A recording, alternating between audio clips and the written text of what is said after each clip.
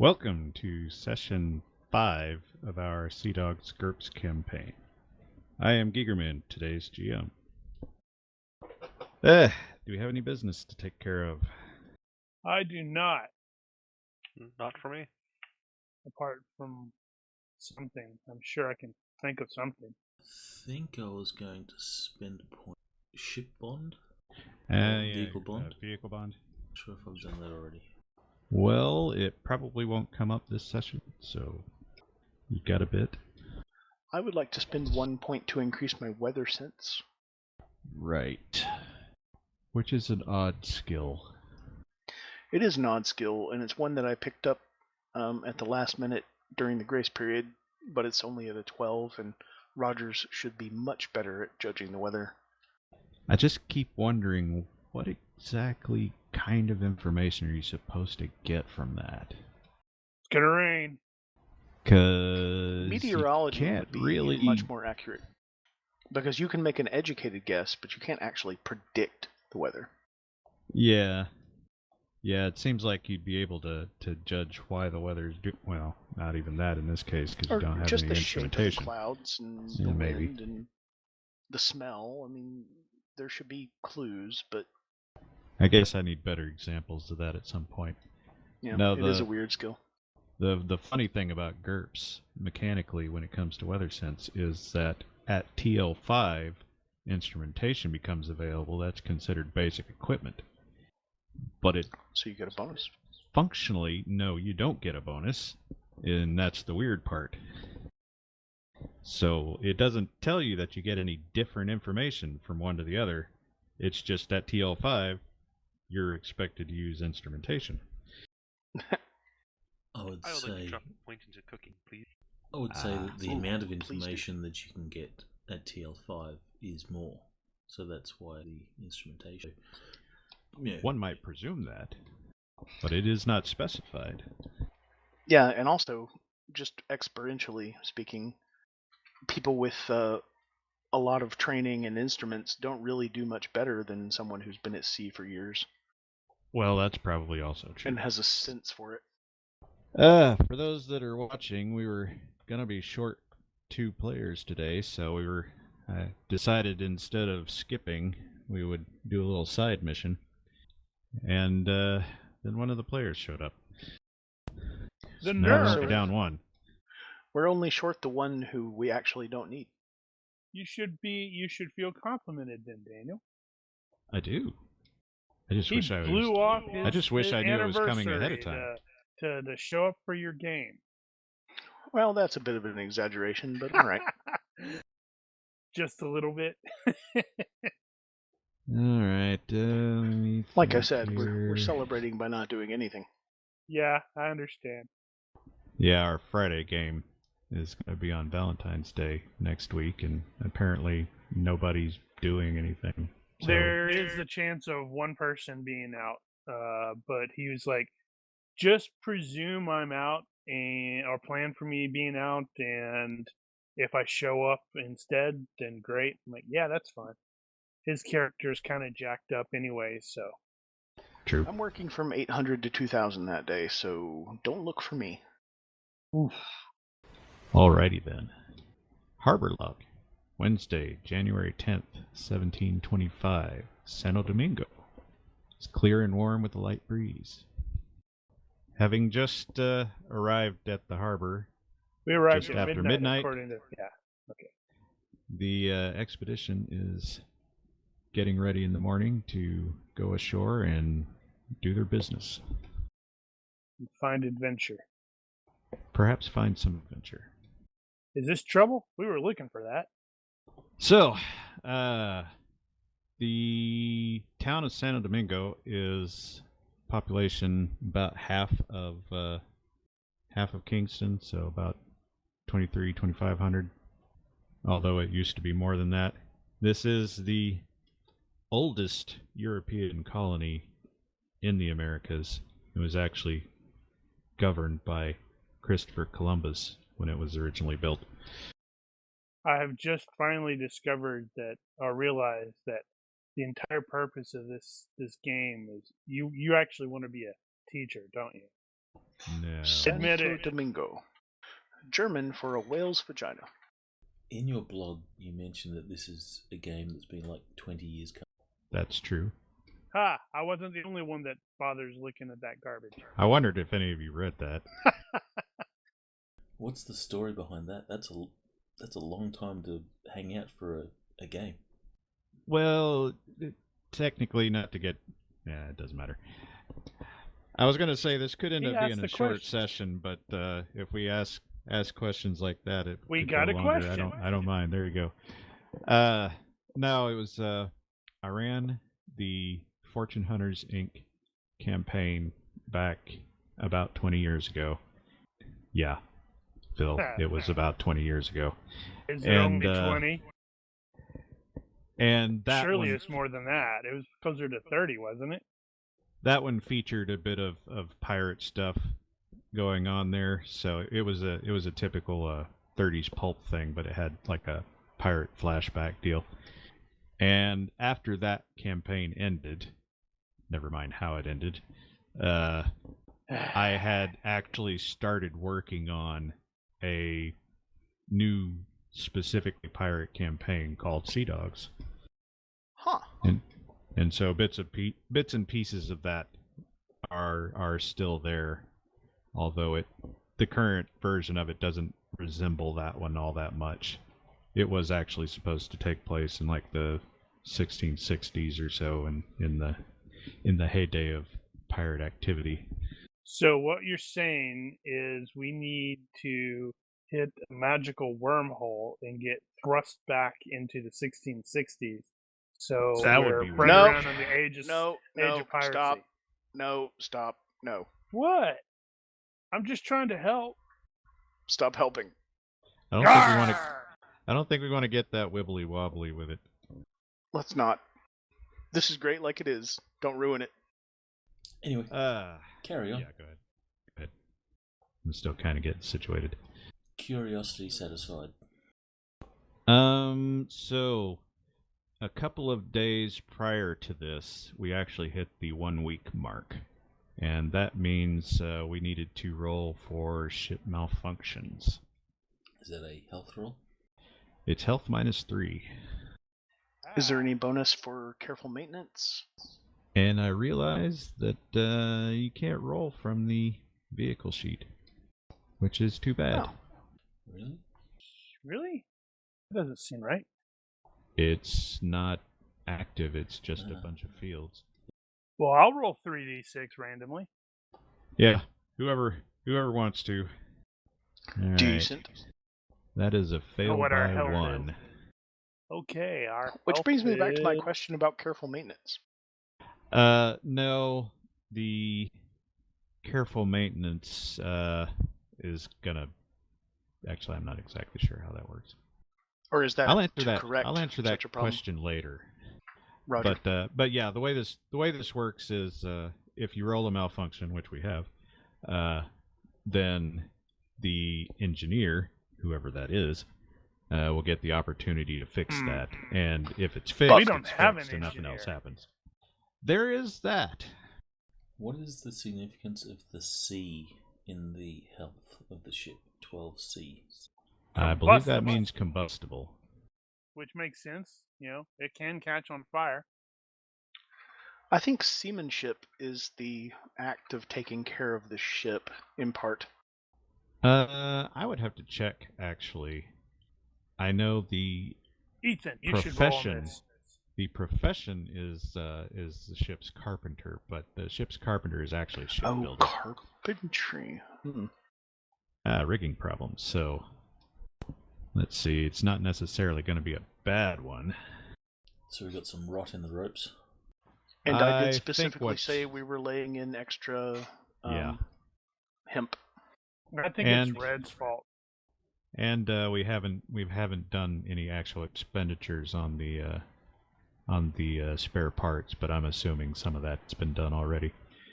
And we could spend the planning points on that as well. But right now, we'll just say that it's actually fairly common for one of the sails to get ripped. So you guys had to shift a spare up on the Gallant, and somebody is going to have to repair that. Ah. So we strap on some new canvas, Yeah. and the old canvas goes over the side. Or gets cut up and made into pants or whatever. Or something else useful. Yeah, I don't think we'd toss it. I think wouldn't it make more sense for us to like actually use everything on the boat? As big as those damn anything things that are, you could can probably be build used, a yeah. house out of it. I'm sure you could Hammocks. repair it. Yeah, that was my first thought. Is like you up, this is torn, you tear it down, or you pull it down, you put the new one up, and then we have the other one to repair. Stitch up the old one and itch it back up. Yep. That does make sense. I'm just guessing. I don't know how they did this stuff back then. All right. Well, you guys had planned to get up in the morning and go ashore and start doing whatever. Your purpose for being in Santo Domingo was specifically for victualling and watering, but you guys could also do other things while you're here. Wondering what would I want to do here? Well, Spencer has been the one to do the checking for freight and passengers, which I presume he's going to handle that. But we're not supposed to be able to do that here. No, okay, so about that. I thought. The Spanish don't do trade with foreign merchants, which is actually common. I don't think any of the nationalities do. But I'm assuming at this point, and I can't find any evidence one way or the other, that just getting provisions doesn't really count. I'm thinking that applies to imports and exports and not just Chandler stuff. And Hayden was doing his girl in every port thing. Is that correct? No, it's Randall, Phil mentioned not that. Hayden. Oh, Randall. I see. Mark didn't respond to that, and I meant to bug him last night. I forgot. So No, he did mention having one in every port. Did he? Yeah, he mentioned that would said probably that be was one of his his activity. quirks. Yeah, I know that's one of his quirks. Yeah, he did reply. He said that would be one of his activities, or that would be his activity. No, he Where did didn't. He didn't respond to that. Phil responded to that. Oh, I see. God, Phil. I know. I was just throwing an idea out there, and I was expecting Mark to get on there and respond. Of course, Carrie didn't respond to that either. Well, yeah, but Carrie's here. It wasn't really a question. It was just a suggestion that we be thinking about it. And I did. That's true. I did word. If I wanted an answer, if I definitely wanted an answer, I didn't word that correctly then. And if you did want an answer, here is what I thought about at your suggestion that I think about it. I thought that Rogers would probably just kind of supervise and watch the crew and make sure that nobody's slipped off into Santo Domingo, never to be seen again. Shepherding. Yeah, exactly. Well, I'm going to briefly take over Mark's character. He announces he can't wait to get ashore because there's this lovely Spanish girl named Maria that he knows here that's here. He's never been here, actually. Yeah, but he knows she came here. That's kind of the problem with his girl in every port was he's not actually been to every port. Well, in that fact, just he hasn't been to many ports at all. Yet. Now, it could be that he's going to get a girl in every port, but he has to. I think that's the intent. Okay, so he's going to go ashore and meet a lovely Spanish girl named Maria. And now I realize as I'm posting that image that I'm actually missing a person because somebody showed up. Sorry. But that's okay. We can deal with it. There you go. Doing great. I thought he All was right, like a former spy. That's none of your business. No, I was just thinking maybe like he does spy things. Well, you don't know. He's sneak, not. Sneak. He's not an agent of any nation that you're aware of. Bear in mind when you're looking at this that obviously not all of these will be available in every town, specifically in this one. But that ought to give you an idea. Plus, we can sort of track who's going where. And yeah, the town itself is decent.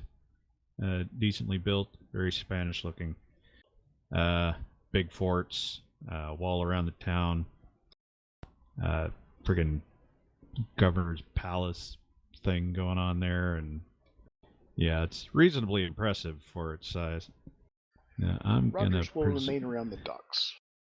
I'm presuming that that Spencer is gonna go to the merchants. Yep.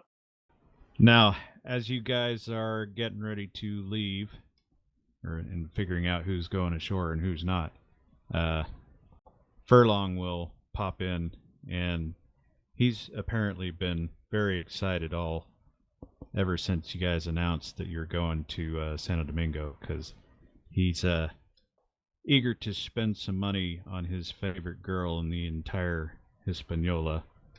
And I'm waiting for his punchline. Why does there have to be a punchline?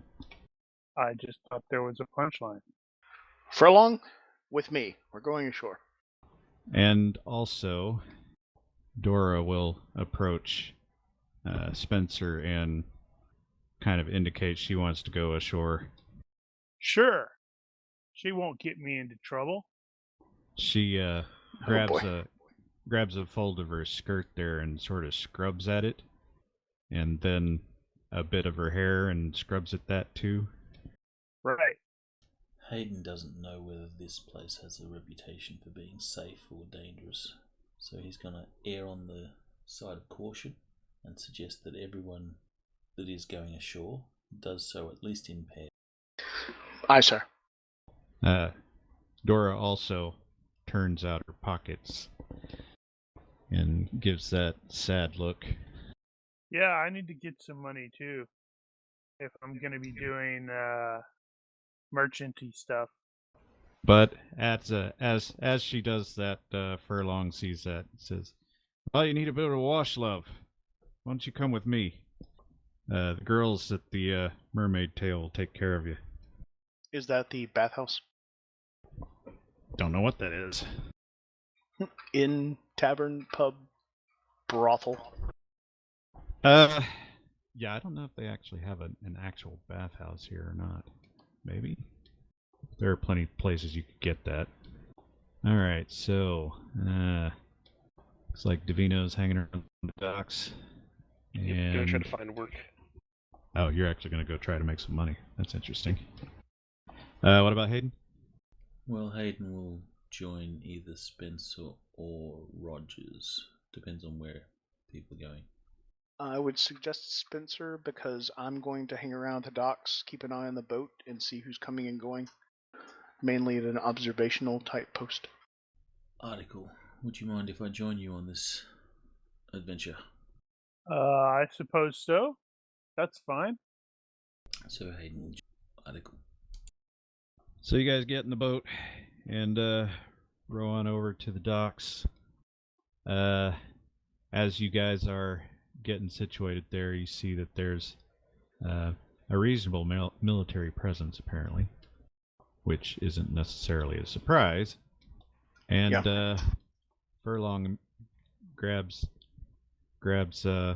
Dora, and they go off that way. And he yells back to you guys, "Whenever you guys get done with your business, you come find me at the Mermaid's Tail. Get Mamacita hook you up. I'll buy you a drink." Wonder if it's a real mermaid's tail. I could stand to see that. There's only one way to find out. Is there? How cross-border languages? So here, would it only be Spanish that's spoken? Given that this is an active port town, I would be surprised if some people here wouldn't speak English a little. But I would say mostly Spanish. I don't think it's probably not as common for that to be. I don't know. That may not be true necessarily. I think you're correct that Spanish ports and towns are primarily Spanish speaking. I mean, obviously it's going to be primarily Spanish speaking, but how much is primarily? Is it 51% or is it 90%? I would say 90% with like 30% being bilingual in either English or Spanish. I mean, English or French. Yeah, I think French would probably be more likely than English, since they Agreed. do more. They're closer to each other geographically. Yes. And politically at this point. Yeah, maybe a little. Although the last war, it was all against Spain. But I imagine merchant would be English speakers or French, or at least have translators.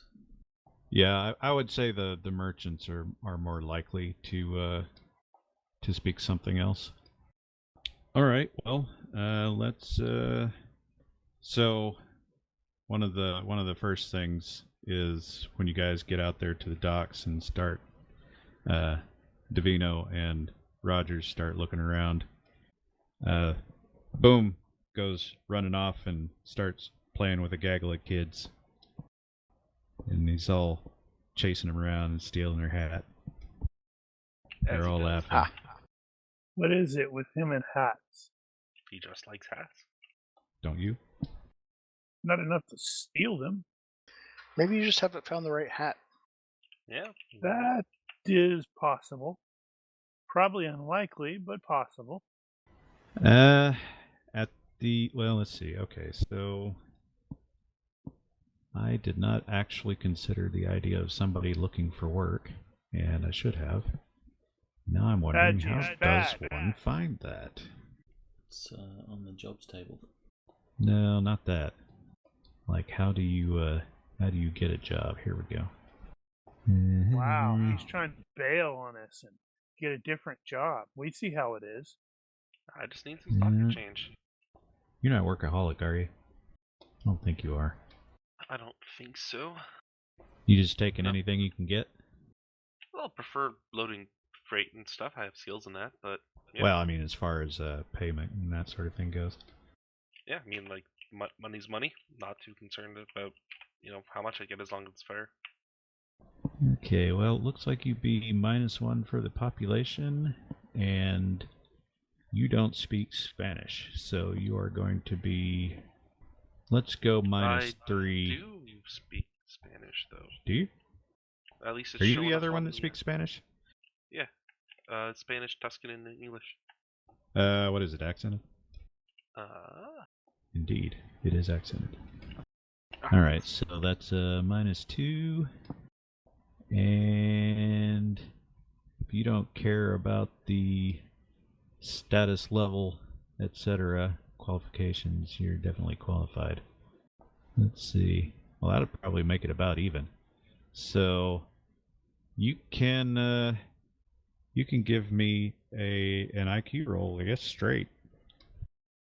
All right. All right, and success finds a suitable person willing to deal on standard terms. So, yeah, I guess that means you find a guy who will pay you a day's wage to load shit. All right. And it's probably not much, and it's going to be in local currency. Speaking of currency,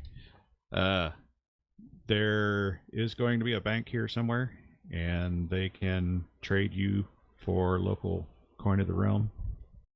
Okay. Well, I guess we'll have to do that after we arrange the hey, this is the replenishment stuff. Tell me how much it is, and I need to go get the money from the bank. All right. Now, in the case of, well, just to get it out of the way, Rogers, what is he specifically doing? He's just hanging out? Observing, specifically. He's hanging out, watching who's coming and going, what kind of cargo is being loaded and unloaded, what ships are in port, and also specifically keeping an eye out for the crew, which direction they went, right? That sort of thing. So he's doing spy stuff. Shut up! You're gonna not spy stuff. You're sort of buddy up with Davino at this point, though, just not working. Staying nearby. All right, that's fine. It's a reasonably busy port, as it is. A lot of fishing traffic and that sort of thing. Local traders. All right, so Hayden and Spencer are doing the merchanting thing, and I'm going to have.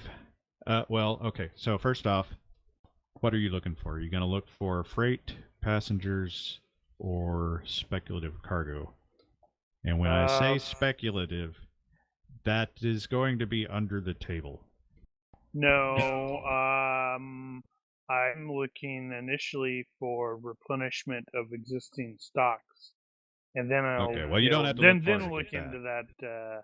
Look into maybe passengers / freight. There are going to be plenty of chandleries around that can sell basic provisions, so that's not hard to find at all. In fact, you won't even leave the docks area to get that. So early on, you start looking into that stuff, and then afterward, if you're going to be looking for any of the other stuff. And what I was going to say about the under the table is that yes, the Spanish don't allow trade with foreign merchants. However, corruption and smuggling and that sort of thing are actually pretty commonplace. So if you really wanted to get something, you probably could. I am not the person to think about smuggling. I don't think like that. Well, you wouldn't think of it as smuggling so much as this guy really wants to sell his stuff, and he will totally sell it to you if you don't say anything about taxes, because they're going to have to pay export duties to sell it to you. And of course, you're going to end up having to pay import duties when you get to Barbados. Which, speaking of, you go around basically telling everybody that you're going to Barbados, because that's how you advertise for passengers and whatnot. Yeah. There's not going to be a whole lot of room for passengers. Well, you never know. You can always sleep on deck. How far away is that from here? To establish that is going to be expected to be about a week. Like between 5 and 7 days would be the estimate at this point. It's a bit of a longer one. I can't really see getting passengers for that. Not on our itty bitty boat. It's as we determined last time, the penalty for the size of the colony and the distance involved is pretty significant. So there is a good chance you won't find anybody. But it can happen. And you don't lose anything for looking. This is true. But that search takes a base of 2 days. I don't know how long we are planning on actually being in town. Are we just resupplying and then bugging out? You guys aren't in a specific hurry at this point, but nobody said anything about staying any extra amount of time. So now I'm assuming that making the arrangements for purchasing and loading the provisions will probably take the same amount of time. So I don't think it'll be any worse off. Well, if that's the case, well, no, that's not true. Just buying this stuff. So we're going to be here at least 2 days then. What is that? Unless you decide to hurry that. Unless you do a rush job. No. Well, I have no idea why I would necessarily do that unless I am instructed to do so. The one person that'd probably make a fuss is not here to make a fuss. Well, he just met this very lovely Spanish girl named Maria, and in 2 days we're gonna have to go. Dude, we gotta go. He may be more amenable to staying longer. The longer we stay. Then he's gonna go, guys. We need to go. We need to go now. Right before you hear the bells ringing out of the fort. Are those pitchforks? They really bring out pitchforks? The governor's running out of the palace, shaking his fist. Ah, Maria was the governor's daughter. I understand now. Yeah. I mean, if I've got no reason not to look, then I will make the attempt. All right. What I will do is have you roll merchant for both, unless you are not specifically not looking for something. Then roll them both into the box. Okay, am I gonna have penalties or stuffs? I will assess that later, but Roger. You know the penalties are pretty hefty. You can get assistance for that. So if Hayden is going to pitch in on that, I don't think that doesn't need to be in the box. So, but you could assist with something else. Diplomacy? Yeah, I don't see why not. Anything else that might work? No, I think diplomacy. Smuggling. That's not the box. The assist No, he did said No, not I that be said one his. box. doesn't have. I said his didn't need to. Ah, okay. Yes, that 2 and 1. Alright, then you had your assist.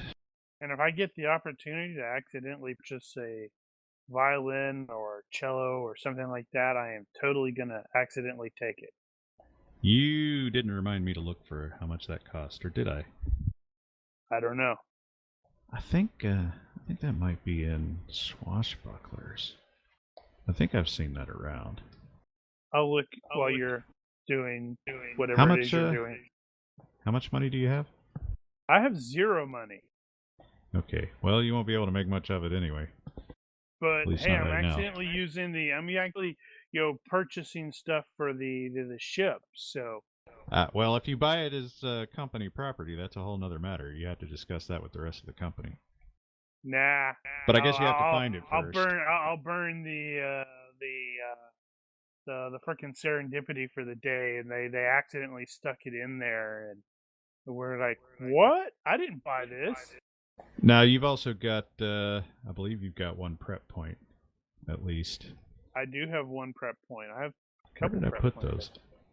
I have it on. No, I do not have it on. Probably a note. Logistics note. Yeah. Personal. Right, that's where I yeah, put it. 1. Everybody but WR has 1. Oh, nope. That's John and Bill have more than 1. Everybody else has 1. Ah, Right, and you still got 5 for the journey itself. All right, so you guys make the merchant rounds, hit up some pubs and whatnot, looking for people who might have freight that needs to go. And if article is found, looking at a violin or cello, whichever one it is that he wants, and he's looking at it longingly, and then looks at the price tag. If it's enough, or if Hayden has enough, he'll spring for the instrument, and he'll say, "I think it might be good to have some music on board." Well, you guys do have a hurdy-gurdy. That's not music. Yeah, Sure it is. sadly, Low doesn't have a whole lot. It has Yeah, talking I drum, don't think Lotec harp, does. shofar, fife, trumpet, bagpipe, church bell, hunting horn, kettle drums. yeah, the hurdy-gurdy is the Billie Ah. Eilish of the 18th century. Actually, I keep meaning to watch. There's a girl named Patty Gurdy on YouTube that plays hurdy-gurdy music, covers of this and that, and some original stuff. The theme to Black Sails is a hurdy-gurdy. Is it really? I did not know that. Yep. So that's what it sounds like. That Huh. makes it slightly cooler. Yeah, that might change my mind. I know, right? It's like a bagpipe without the screeching. At any rate, you and Spencer, or Hayden and Spencer, will meet with a guy at a particular alehouse. And while you are there, you noticed an English sailor off in one corner by himself. Oh darn! I was hoping it was an old guy with a kid, and he's got some a midget, and I don't know what. How are we going to have 3PO? A mime. No questions asked. I've already done that joke. Doesn't mean it couldn't be done again, because it's a good joke. Remember how that got worked in? Yeah, never mind. Let's not dwell on the past. And he hears you guys speaking English, and he'll wave you over at one point after you're done with the merchant you were talking to. Well, hello there. Hello there. Hello, Obi-Wan. He introduces himself as Captain James Button of the Fortune. Nice. Well, how do you do, Erickton Button? And apparently he's an old sea captain, and he's in town on the way to Jamaica to get some sugar and head back to the continent. And was just happy to hear some familiar voices. Well, I have to chat with him and find out what's the word. And actually, I'm kind of presuming that's definitely going to be something that Hayden's going to want to do. He'll turn to Since Uncle and Hayden's say, doing his, yeah. haven't you heard? The bird is the word. No, Greece is the word. I thought it was persnickety. Or it's up. Perspicacity. Whatever. Next time the hurdy-gurdy is unguarded, I'm putting it over the side. What? Really? Yeah, I just listened to Patty Gurdy. Details in chat. You have to link. Oh, yeah, I can do that. Link follows. Yeah, it doesn't bother And you me. got that one. It's pretty awful. Oh, did you link a different one? Yeah. Yeah, it's Black Sails theme. Ah, okay. See, that does sound better. But it also has other instruments. It's not just the single. Well, I think that's probably true of any instrument. It sounds better when it's with other instruments. I don't know. Harmonica sounds fine by itself. Ukulele sounds fine by itself. Hurdy-gurdy, not so much, apparently. Maybe I just picked the wrong cover. I mean, Sweet Dreams is a song that I like, so I picked that one. I didn't really do any further research. Well, you never know. But, yeah, so Captain Button will go on about his time in the Bahamas and whatnot. I won't object if you throw it over the side. I'll gladly look the other way. It doesn't bother me terribly. It may never be unguarded. A monkey is involved. Ooh, we need to teach the monkey to play it. I don't think that'll work. I think it will. A bunch of us Oh. got teaching. Don't underestimate Boob's ability to learn. I don't, And I I don't have think his musical arms are long enough. position. Note to self, put Spencer over the side. Attached to the hurdy-gurdy. Weighted down by it.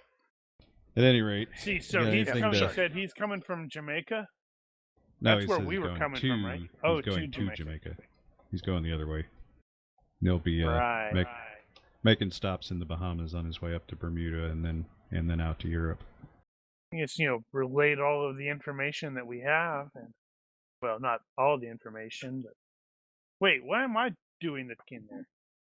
That's Bermuda, sailing that's- stuff. That'd be Hayden. Bermuda, that's the last location that he had of his son? That was the Bahamas, Bahamas. and you were specifically looking at New Providence as, well, that was just that's the capital of the Bahamas, quote unquote. But he did mention the Bahamas a bit. He is going that direction.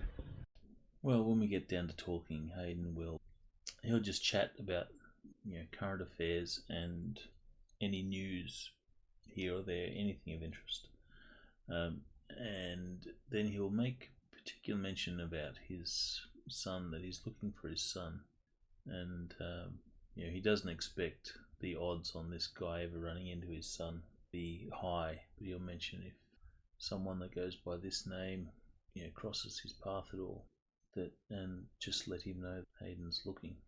Well, what do you know? He'll ask what information do you have on this guy? Well, Hayden has a name.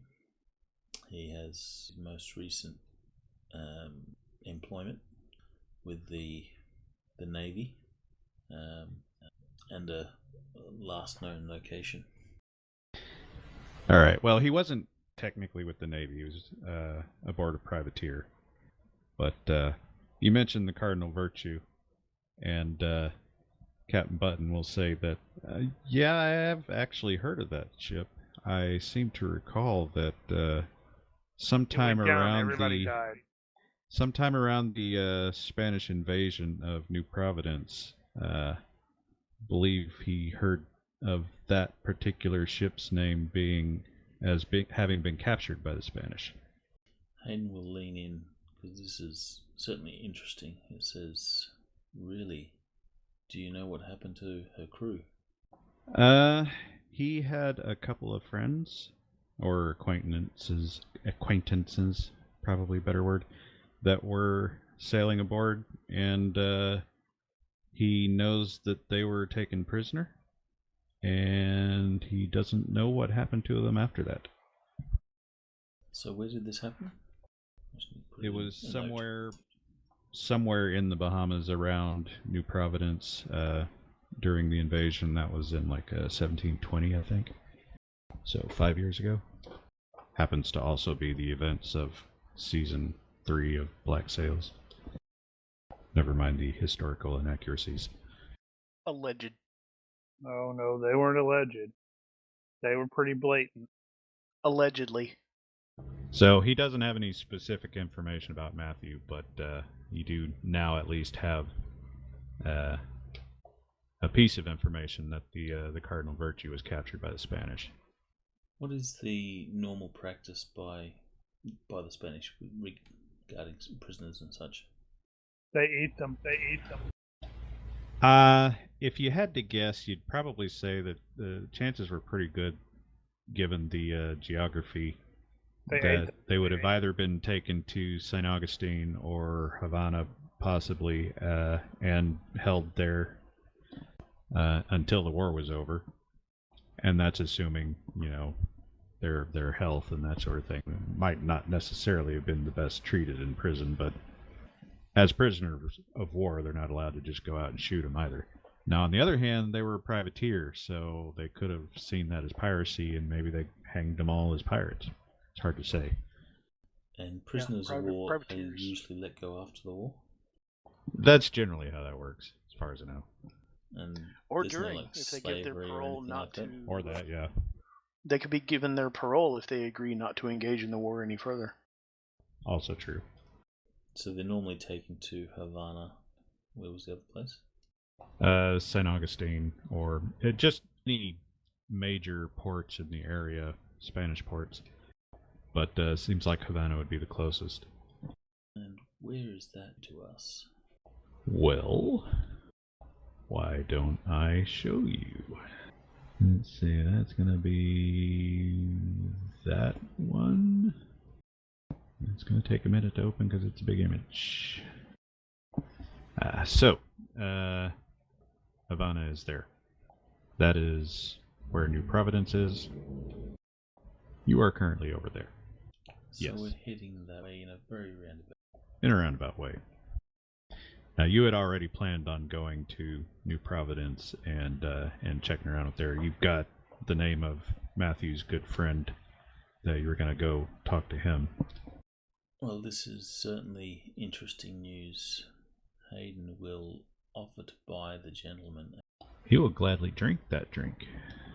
What does God that save cost? the Queen. Shilling? Well, Should be normally a shilling. Is it? in this case. Shouldn't it be the king at the point? Did I say the Queen? Yep, I didn't mean to. because Victoria is not until the 1800s. Well, it was Queen And Anne Elizabeth is before this one. But no, it's George I right now. Yeah, so I don't recall right off the top of my head how many local currencies it is and whether or not you've got any, but I'm sure you can sort that out. Being a tavern that caters to sailors and such, That's true. they probably accept shillings. Huh. Interesting. Okay. Well, yeah, anyway. It's about that much. Yeah, the report I have is you can get buzzed on a shilling, and on 2 shilling you can get drunk off your ass. Alright, so for 1 shilling it's more than 1 drink. Yeah, possibly. But you may be buying one for yourself at the same time. It's an easy denomination to work with.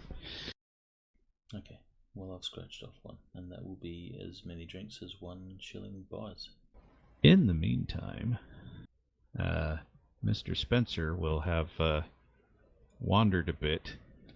Yep. Because he was wandering up down the line, trying to find out how much a cello actually costs in this time period. But he's not finding that information out.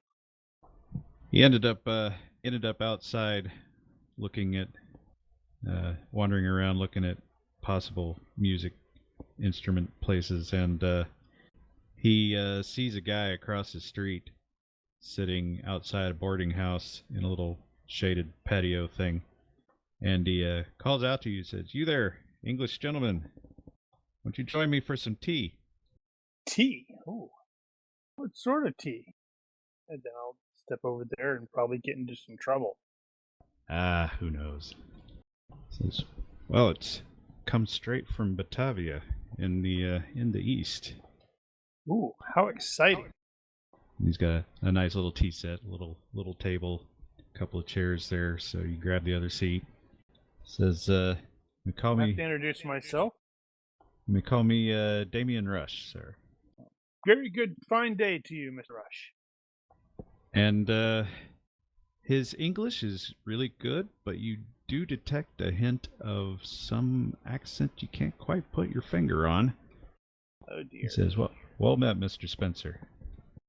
You take sugar?" I think I do. And as he's doling out the lumps, say, "How fascinating that no one in Europe even knew of this stuff a century ago, and yet it has become such the desired commodity there that so much blood and treasure is spent in the cultivation and processing and transport of it. So much industry for an otherwise insignificant bit of grass." But it's a very tasty bit of grass. "Indeed. So tell me, sir, have you found what you seek yet?" Well, that's an interesting question. I'm seeking all sorts of things. "Aren't we all? All of us, the wanderers. We're all looking for something, are we not? A respite from the mundane, sense of purpose, lost love, perhaps?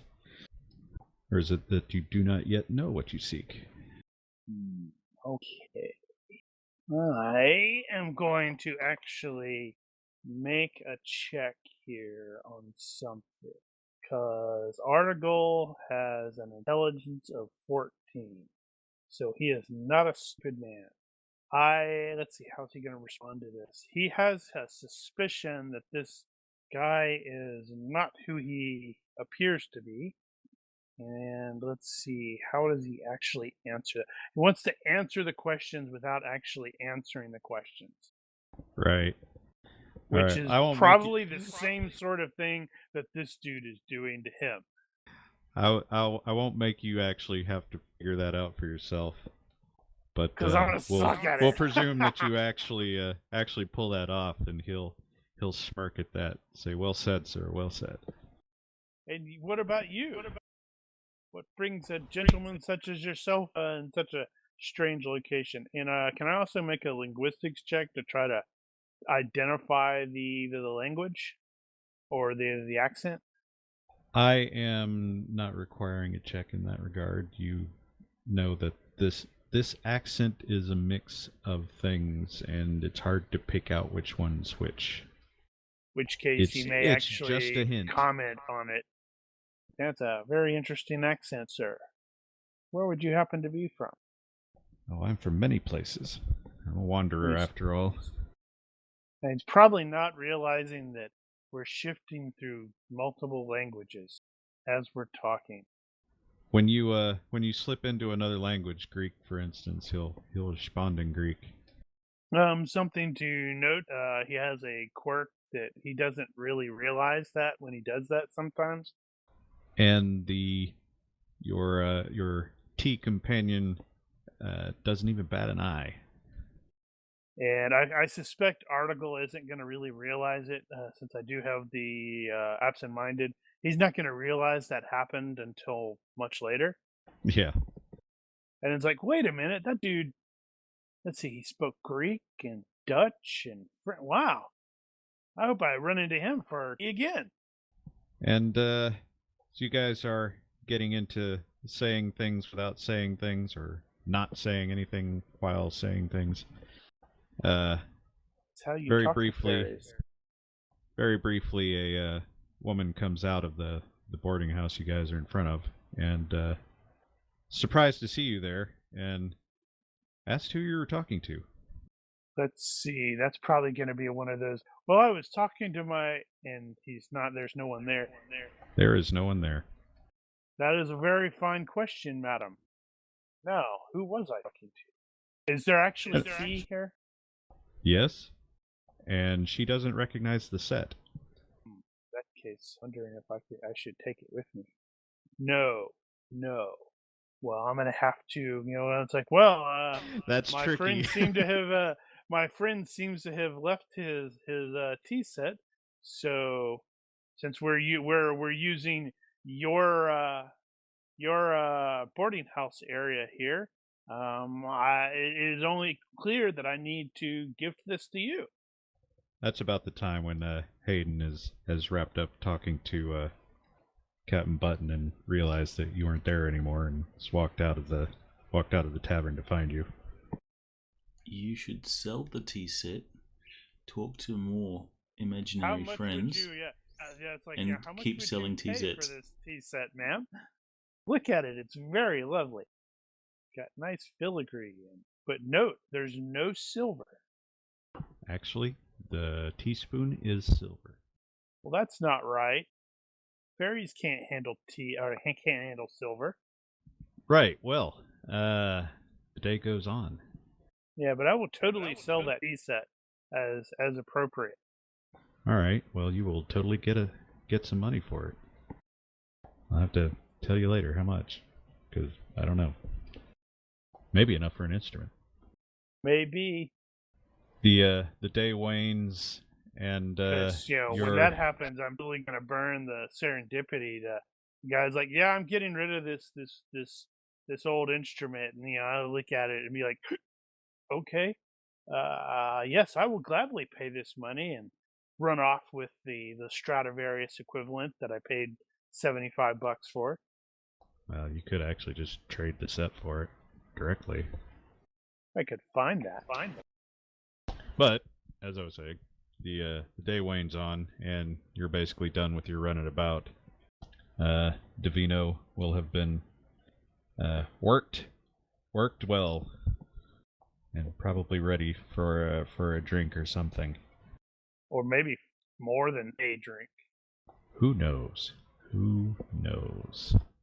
I guess during that time, Hayden will also procure some opium. Restock.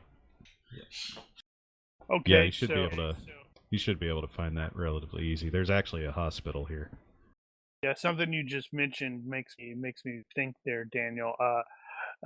Is that appropriate use of the serendipity thing where it's like look up and hey, there's a place that actually has a frickin' like a cello in it, and I can actually swap the stuff for that? Because he's like, holy cow, this is awesome china, and I'm like, yeah, that's an awesome cello. Like, yeah, I'm about to throw it out. That would seem reasonable to me, I think. Although, do you really want to spend that for that? What if somebody shoots you in the face by the end of it? Why would they do that? I'm a perfectly nice person. One never knows. Well, I'm at least going to find out if the person is willing to swap for the china. I would say that, at the very least, you will have identified the instrument that you seek. True. And I probably should hold on to the potentially evil fairy's china, and so, when I run into him again. All right. Sorry. What day did the campaign start? 1st of January. Okay, so that's... Did we work out... It was... How many shillings per day is opium, since you were not using GURPSes? Oh. 2 GURPSes per day converts to what? No, we did that, and I've slept since then, so I have to go look it up. You are that guy. Let's see, so 4 to 5 pence per day. So you would have used you probably wouldn't be counting from the 1st of January. You'd probably count from the 3rd or 4th when you actually left.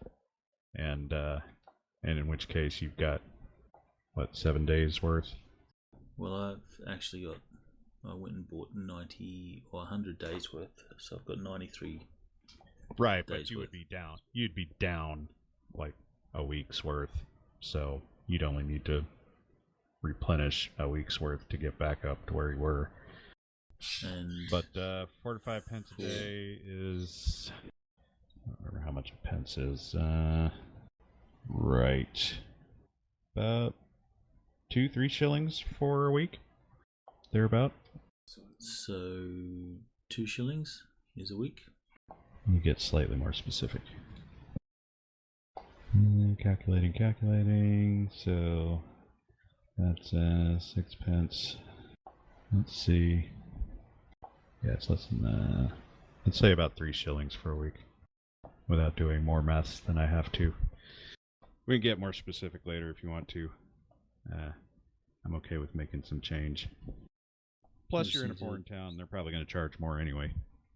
Just need to make sure I track it, since it's a requirement for the addiction or the disadvantage. Yeah. The requirement is 2 GURPS per day. Well, up to. Or, well, up to. I'm assuming 2. Because I don't have a better amount.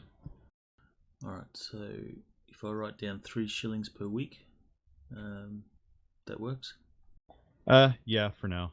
Like I said, I can get more specific later. But that'll do if in a pinch.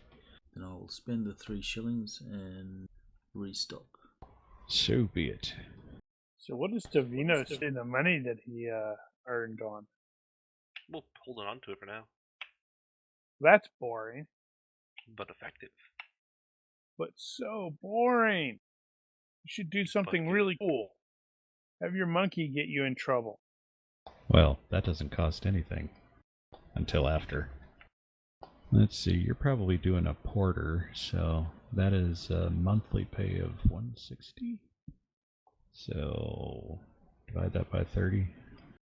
Assuming that's even relevant. Okay, so that's about 5.5 GURPS, which is going to be.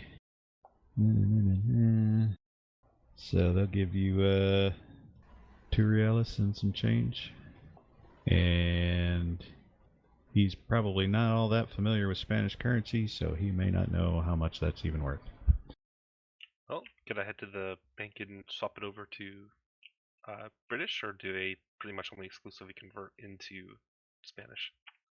Well, it's a Spanish port, Spanish dock workers. They paid you in Spanish money. You go to the bank and change it over for something English, but you're still in a Spanish town, so you can still buy beer with it. No, I'm good. I'll convert it out and hold on to it. All right. Well, you pocket whatever you made. I would say that Rogers had an interesting day. Let's see what how interesting Rogers' day went. Oh dear. He doesn't actually speak any languages other than English. Correct.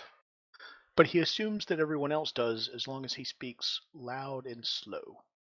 Well, there is one good thing in your case is that sailors, whatever their national language are, they all speak the same sailing language.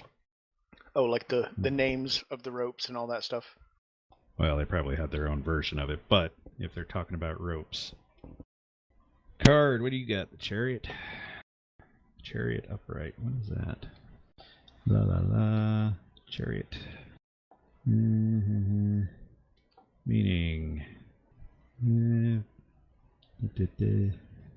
I have no idea what that means. I suppose that would be you interacted a fair deal with the crew that has gone ashore, and they're all looking at you like a leader at this point.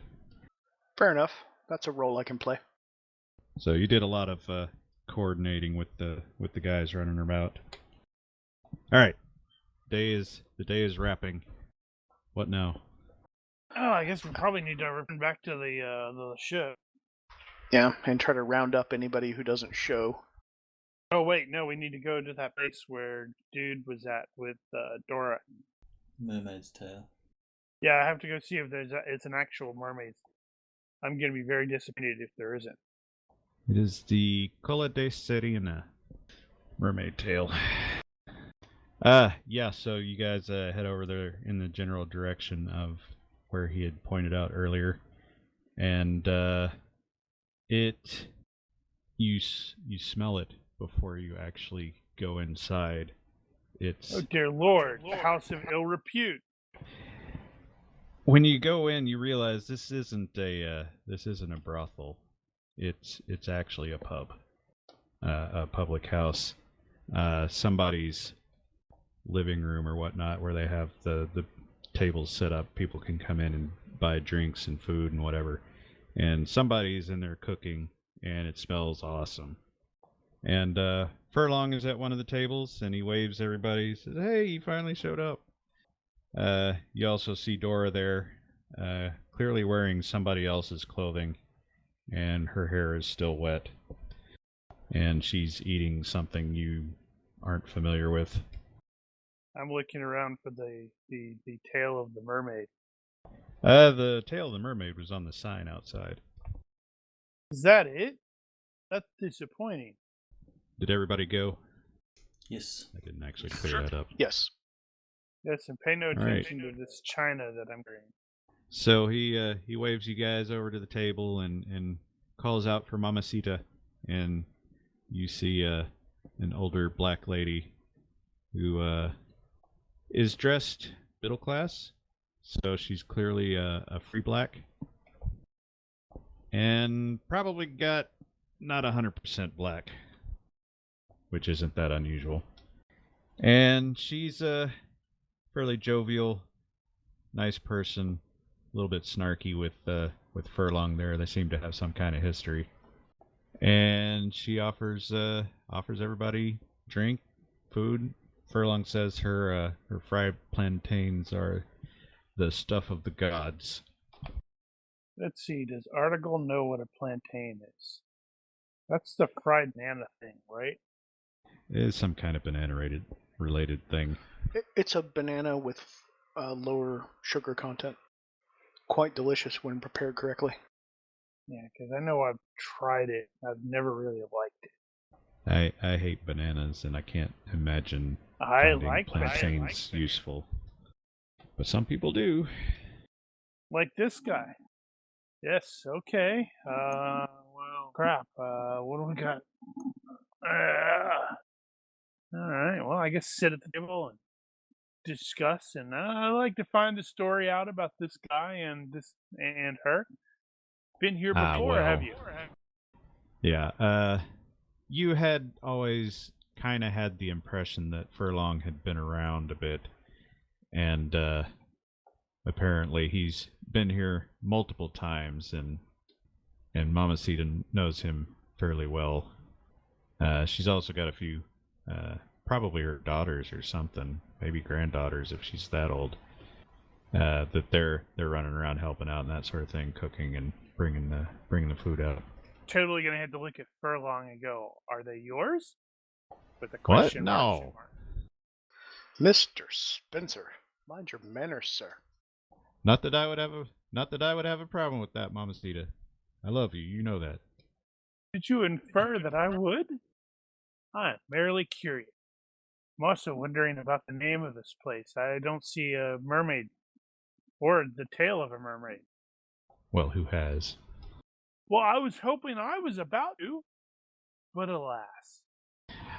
I remember seeing a report of, I think it may have been Columbus crew or some ship crew, this real life report, and they had apparently seen some manatees and thought they were mermaids, and complained that they were not nearly as beautiful as the artist presented. Damn it. I just recognized that guy. The strange dude. Oh. Took you a bit?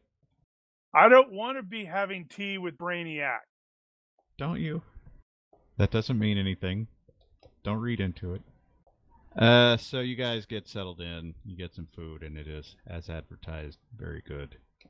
And Dora seems to be much relaxed at this point. Still not saying anything. Something you noticed about Dora is someone who's mute normally still has the ability to make some kind of sounds, but she doesn't make any sound at all. Like no grunt or whistle or anything. That's not good. Yeah. Doesn't seem to bother her. Is she breathing? As far as you can tell. Oh, okay. Never mind then. She could sigh at least. That's about as Good enough. About as loud as she gets. Yes, she's actually a vampire. Sorry. Just Which when you tell me, Mamacita come back and ask about that too. She's saying what a lovely guest she's been, although rather quiet. Wondered if there was something wrong with her. Well, she hasn't talked to us yet either. Alright, yeah, okay. And trying to think of what else I would like to do. I can't think of anything other than probably going to bed and dealing with the other stuff tomorrow. While you guys are settling in and eating and all that, drinking and whatever, Mamacita comes back out and tells Furlong, says, by the way, you've left some of your things behind here. If you come back here, claim it and get it out of here as quickly as possible. You're gonna have to look at Furlong and go, what sort of thing? Being curious again. He's as confused as you are. And I don't remember leaving anything behind, but yeah, sure. So he'll get up and go into the other room, and you hear him exclaiming over there. Is it a good exclamation or a bad one? It's you would not refer to that as a good exclamation. He comes back with another fellow. That doesn't look like belonging. And he introduces this other guy as this is Shifty, an old acquaintance of mine. And Shifty is looking rather Shifty? nervous at the moment. Luke, you gotta get me out of here. The soldiers are coming after me. He also doesn't smell particularly good right now. Very, very sewer-like. Almost like he's been in a tanner's. Or other stinky places. And what reason would the soldiers have to come after you, Mr. Shifty? As he's talking about soldiers coming after him, you do remember now that there have been an awful lot of soldiers sort of poking around at door to door. It didn't mean anything to you at the time. Mamacita's in the room, and she'll point over to a notice hanging on the wall over there. It's in Spanish. It is in Spanish, and it's talking about a highwayman supposed to be hanged tomorrow in the morning. Evidently, Mr. Shifty here is supposed to be hanged upon the morrow. And I like my neck the way it is. Thank you very much. Does it say why he was supposed to be hanged? Something about highway robbery. In a completely blunt tone, Hayden will say, "Did you do it?" Do what? What you're accused of. 12 cases of highway robbery. One of impersonating a nun? Really? That wasn't me. Okay, so he says that he may be guilty of some things, but not all those things. We hadn't killed anyone. And so there is a murder charge there. Are the other charges extreme? There isn't a list of charges on that. It's just an announcement that there's going to be a hanging in the morning, and he's a known robber and murderer that's been plaguing the highways outside of town. He and his crew, which have yet to be caught. Furlong and he are clearly well acquainted, and Furlong will admit that they used to run together back in the day. Man. He was always a bit of trouble. A highway robber? To be fair, I think this is the first highway robber you've run into. We had those escape laters mutineer guys in the previous one, the black guys, they were highway robbers. Oh, well, yeah, okay. I guess technically they were robbers, at least, not on a highway. They could have robbed somebody who was on a highway. I guess I probably wouldn't have a problem with that. There just weren't many highways on Ilavash. I didn't say it was a good highway. As it happens, you can hear next door somebody knocking and demanding to be allowed in to search the place in Spanish. Oh dear. Sounds like the gendarmes are here. They're coming for me.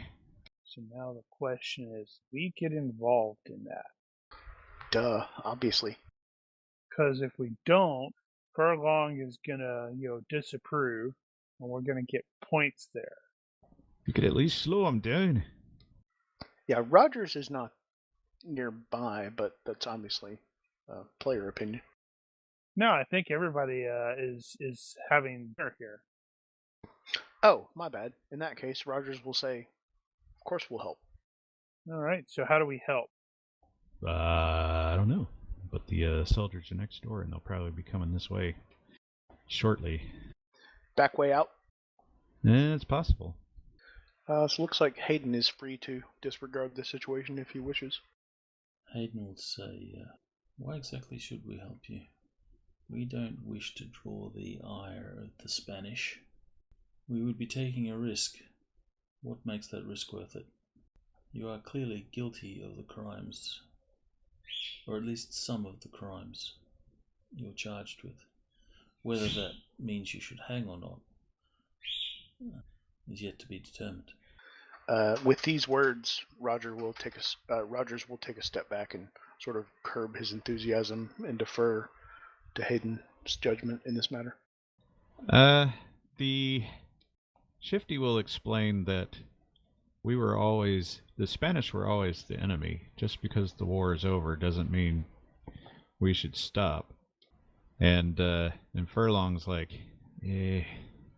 look, I gotta help them.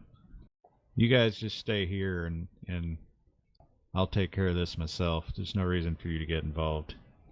I'm afraid, Mr. Furlong, you are a member of our crew. If you are involved, then we are involved. Well, then I apologize in advance. He's gonna pull some black magic, isn't he? So, Mr. Shifty, why exactly should we help you? Christian charity? I'm going to roll a reaction to this guy. Just cause. It's not going to be good. Nope, it isn't. Yeah, he was in prison and he had just escaped from prison earlier in the evening. And at the smell, he will admit that he may have crawled out through the sewer tunnel. Hayden will take a step back. The smell is a little off-putting. And there's a knock on the door. And Mamacita will say, "Get him out of here." Against his better judgment, Hayden will say, "Mr. Furlong, get him out of here. We do not need to draw any undue attention to ourselves right now." Well, the smell is already here, so when they come in, they're going to smell that. Probably. Maybe. So, Furlong and Shifty go out the back way, and you don't hear shots fired or anything, so clearly there wasn't somebody standing out the back door. Mamacita will allow the soldiers to come in, and yeah, there are a couple of Spanish soldiers. And they demand to know if any escaped prisoners have been through here, specifically naming that guy and pointing to the notice on the wall about the hanging. And Mamacita says there's no one by that name here. Obviously they're speaking Spanish. They are in fact speaking Spanish, and quite quickly. So only a couple of you actually know what's being said beyond guessing. Nobody taking any actions at this point. No. Hayden will turn to Article and say, "Can you ask them what he did?" Or Probably, ask them, yes. actually not us, he, what they did. You have prisoners that have escaped. What did they do? They escaped. No, I meant before that. Robbers caught them in the act, or caught him in the act, with a Just one? load of goods. Haven't found the rest of them.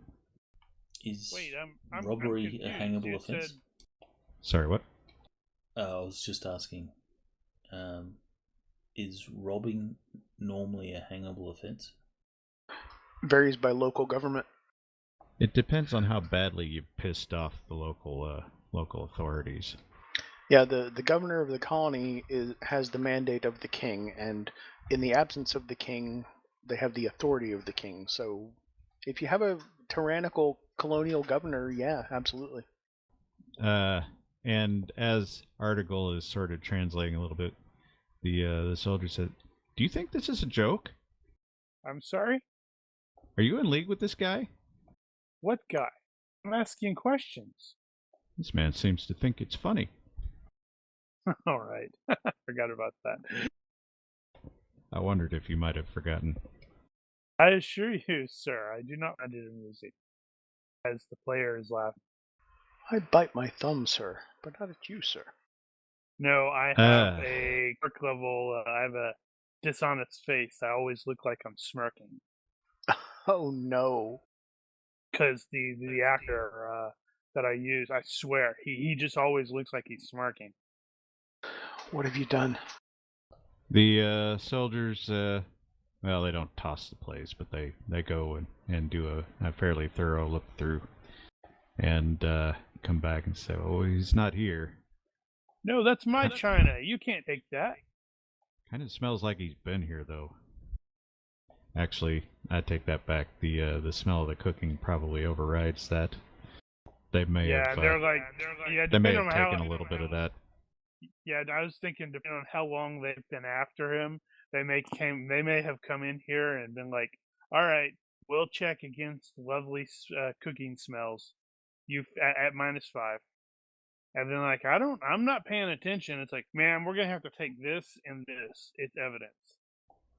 So the soldiers will gather back up at the front door and turn back to everybody that's in here and says, the governor's offering a reward at 20 pesos per head. If you recover him or his associates. I will translate that. Then ask in English. I'm like, wonder how much a peso is worth. Actually, what is that? Finance? I will tell you that. I'll tell you that in a minute. Oh, right, so they want him and his guys, or the goods? I'm sorry. They're looking for the people. So, 20 pesos per head, and that comes to about 400 GURPS.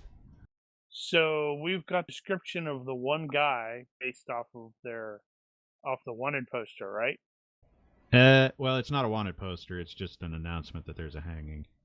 So there's okay, not but a, what not the a other picture guys or anything look like that. But you don't know. Well, to be fair, I'll ask him either. Oh, well, I was going to ask him for a description. No, the only one they know what he looks like is the guy that just escaped prison, and how many of the soldiers actually know what he looks like? Well, but they will depart. Buenas noches, and leave the building onto the next one. No, that one's locked. Moving on to the next one. And then the dude is slide in here and no questions asked. Just wants to avoid any smash entanglements. All right. What's next? Well, let's see. It's evening, right? Yes. So we probably need to return to the boat. And go to bed, sleep. Well, you don't have to sleep on the ship. I don't have any money.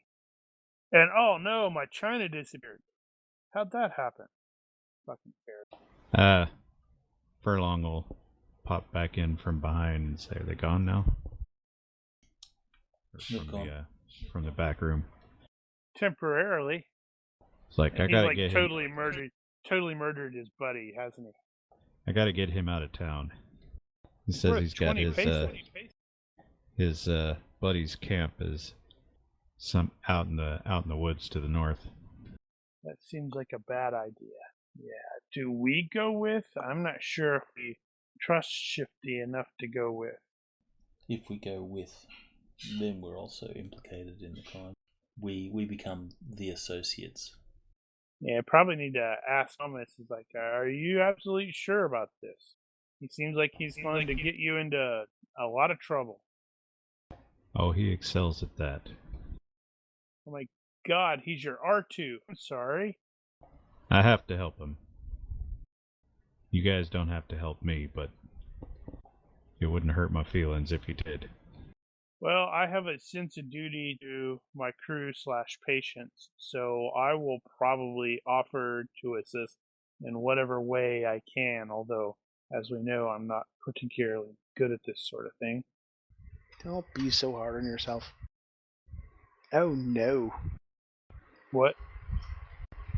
Hayden is definitely going to lay life and limb on the Oh, line for... I didn't see that. Yeah. Yeah, he's like, he could probably care less about Shifty, but Furlong is part of its crew, damn it. So Hayden will say, I'm afraid, Mr. Furlong, you are under our employ, and you have not been given liberty to help or escort this gentleman to his camp. And then there'll be a long sort of uncomfortable pause, and he'll say, until right now, we will help. I do not agree with this man's hanging.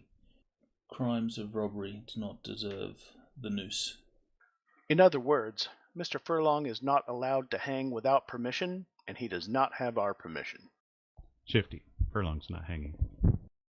Yet. Oh, Not today. you know what I meant. I'll remember that. Hayden will call over Mamacita. She's obviously cool with this guy being who he is, since she said nothing to the Spanish and stuff. So Hayden will ask, is there anywhere this man can get cleaned up? That smell is wretched. Anywhere not here. Well, how far away are we from the actual dock with water? Just shove him into the bay. Well, Yeah, or take him to the ship and turn the hose on him before he comes on board. I don't want to take evidently him to the ship. evidently there's a moat, and there's also the river. His clothes. Sorry, His clothes are in the clearly background. not his clothes. Did you strangle it? So the clothes that he's wearing, they're like covered in shit, like literally. No. No, they are not. It is obvious that he got some new clothes on his way here. Okay, so it's just him that stinks. Yeah, and it's not that bad. Honestly, you've smelled worse. You're a Navy man. But he's a British Navy man. That smell is wretched, sir. Anybody that's been below decks in the South Pacific heat has smelled many a smell he'd rather not repeat. Are we correct in assuming that this city is a walled city, and the only way out is through the gates? City. It is a walled city, and you need to go through the gates. Although it looks to me like you could probably get out on the river too if you want to do that. Yeah, looks like there might be some kind of fortification along the river. At any rate, his camp is that way. Said they had the perfect spot to hide out there. Nobody could ever find him. He only got caught because he'd come into town. Well, we can't take him out through the gates, I'm sure. Given the situation with escaped prisoners, all the gates will be watched. There's a good bet. You could bribe. You could go over the wall. You could trick somebody at the gate. You could disguise him. There's any number of different things you could do. They don't have facial rec, so then honestly it'd be weird if they all knew what his face looked like in the first place. But the police, or the local police, would at least have some sort of idea. You know, he would have been in the jail. Maybe. So at least some people have a positive idea on him. They have something to look for. Bill, you were down at the docks most of the day today. Was it well guarded? Yeah, there were soldiers pretty much everywhere. Pretty regular patrols. I don't think that they were beyond bribery, but I didn't press on that. But the presence was constant.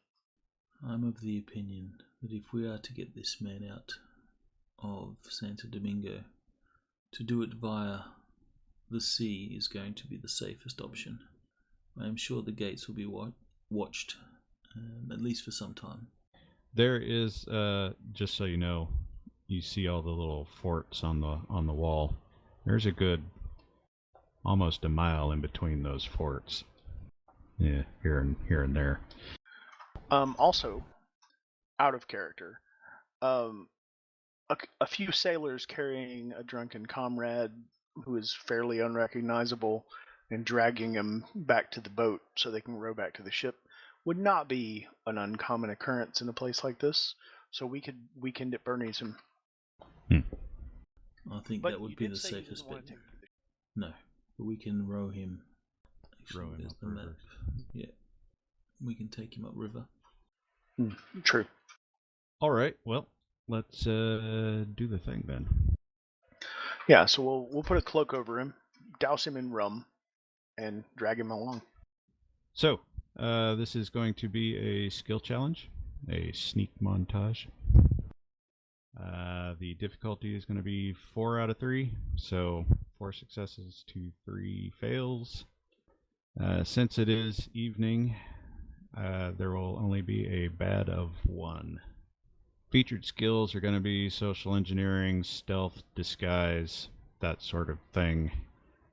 I'm going to consider this basically sequential, so whoever goes is they'll be going in sequence instead of all happening at the same time, more or less. All right. I would like to go first with teaching. So success will mean that Shifty is going to actually escape town and not be pursued. Failure will mean that he will be caught, and potentially with him if you're actually there, although you don't necessarily need to be physically present. So, having established that, go ahead.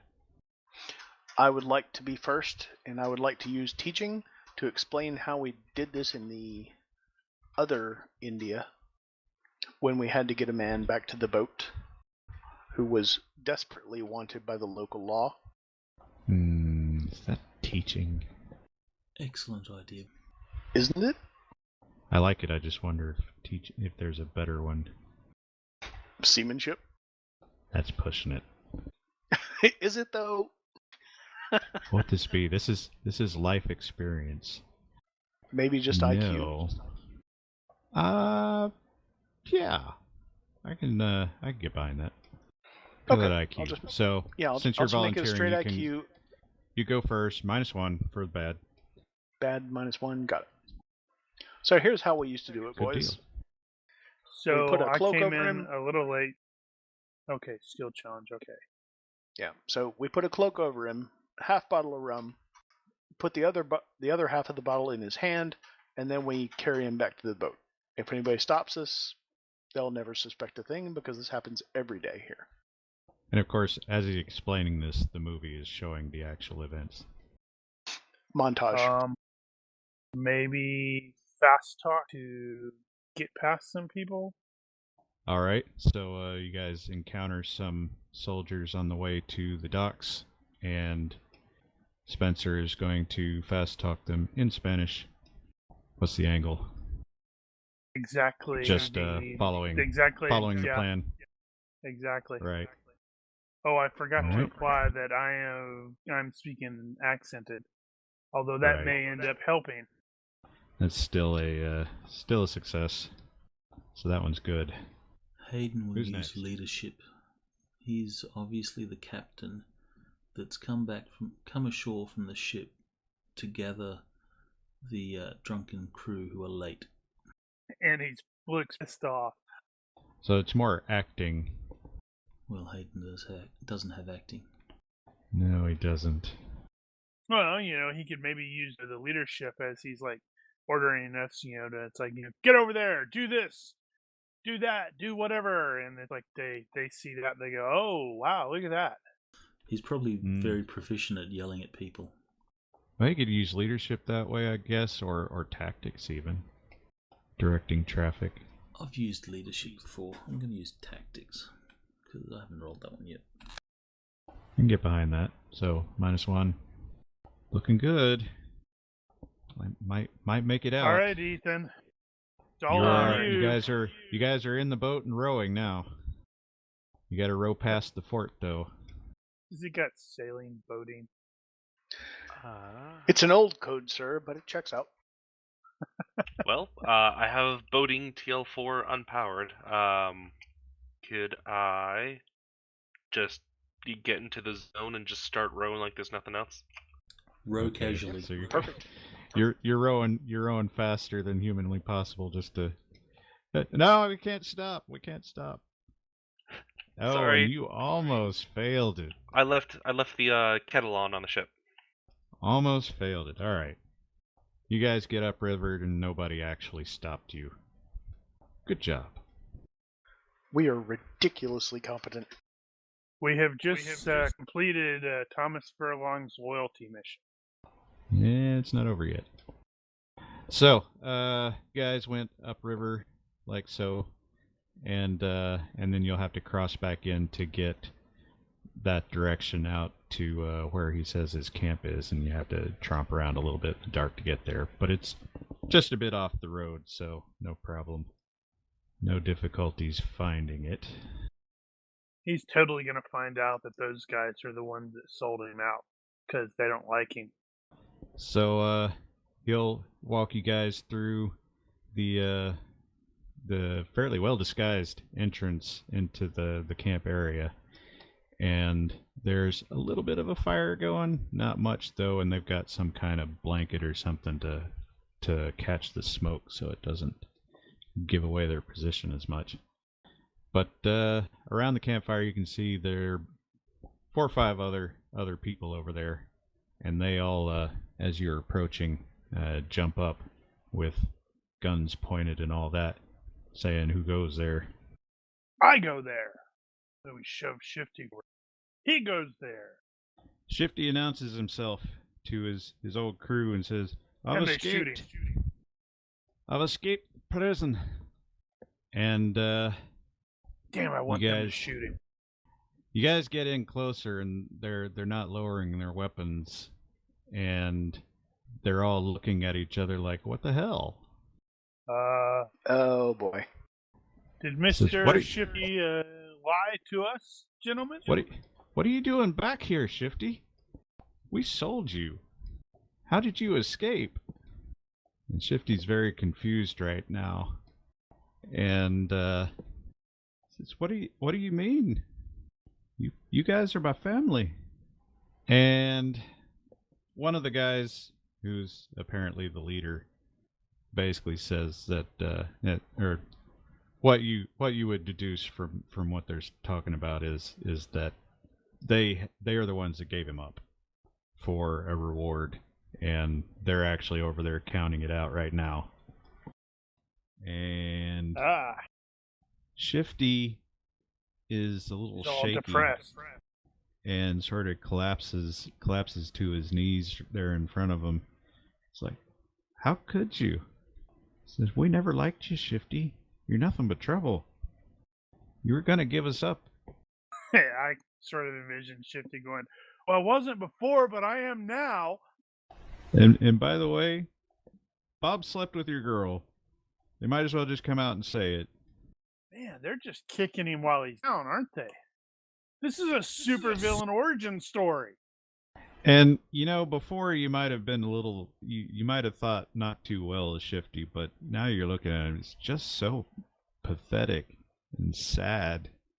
He's just on the verge of outright tears, and he just doesn't know what to do with himself. Well, he's clearly not British because British men don't cry. Have they have that lowered their stiff upper guns? lip. Well, he's a Scot. Say again? Have they lowered their guns? No, they haven't. And they say, well, we've got to take you back, or they're going to come for us. And Article, not really thinking anything of it, because, absent-minded, he's a little crazy, is going to comment out loud, like, double dipping, so you'll get paid twice. That's totally going to end up having Shifty to attack them, isn't it?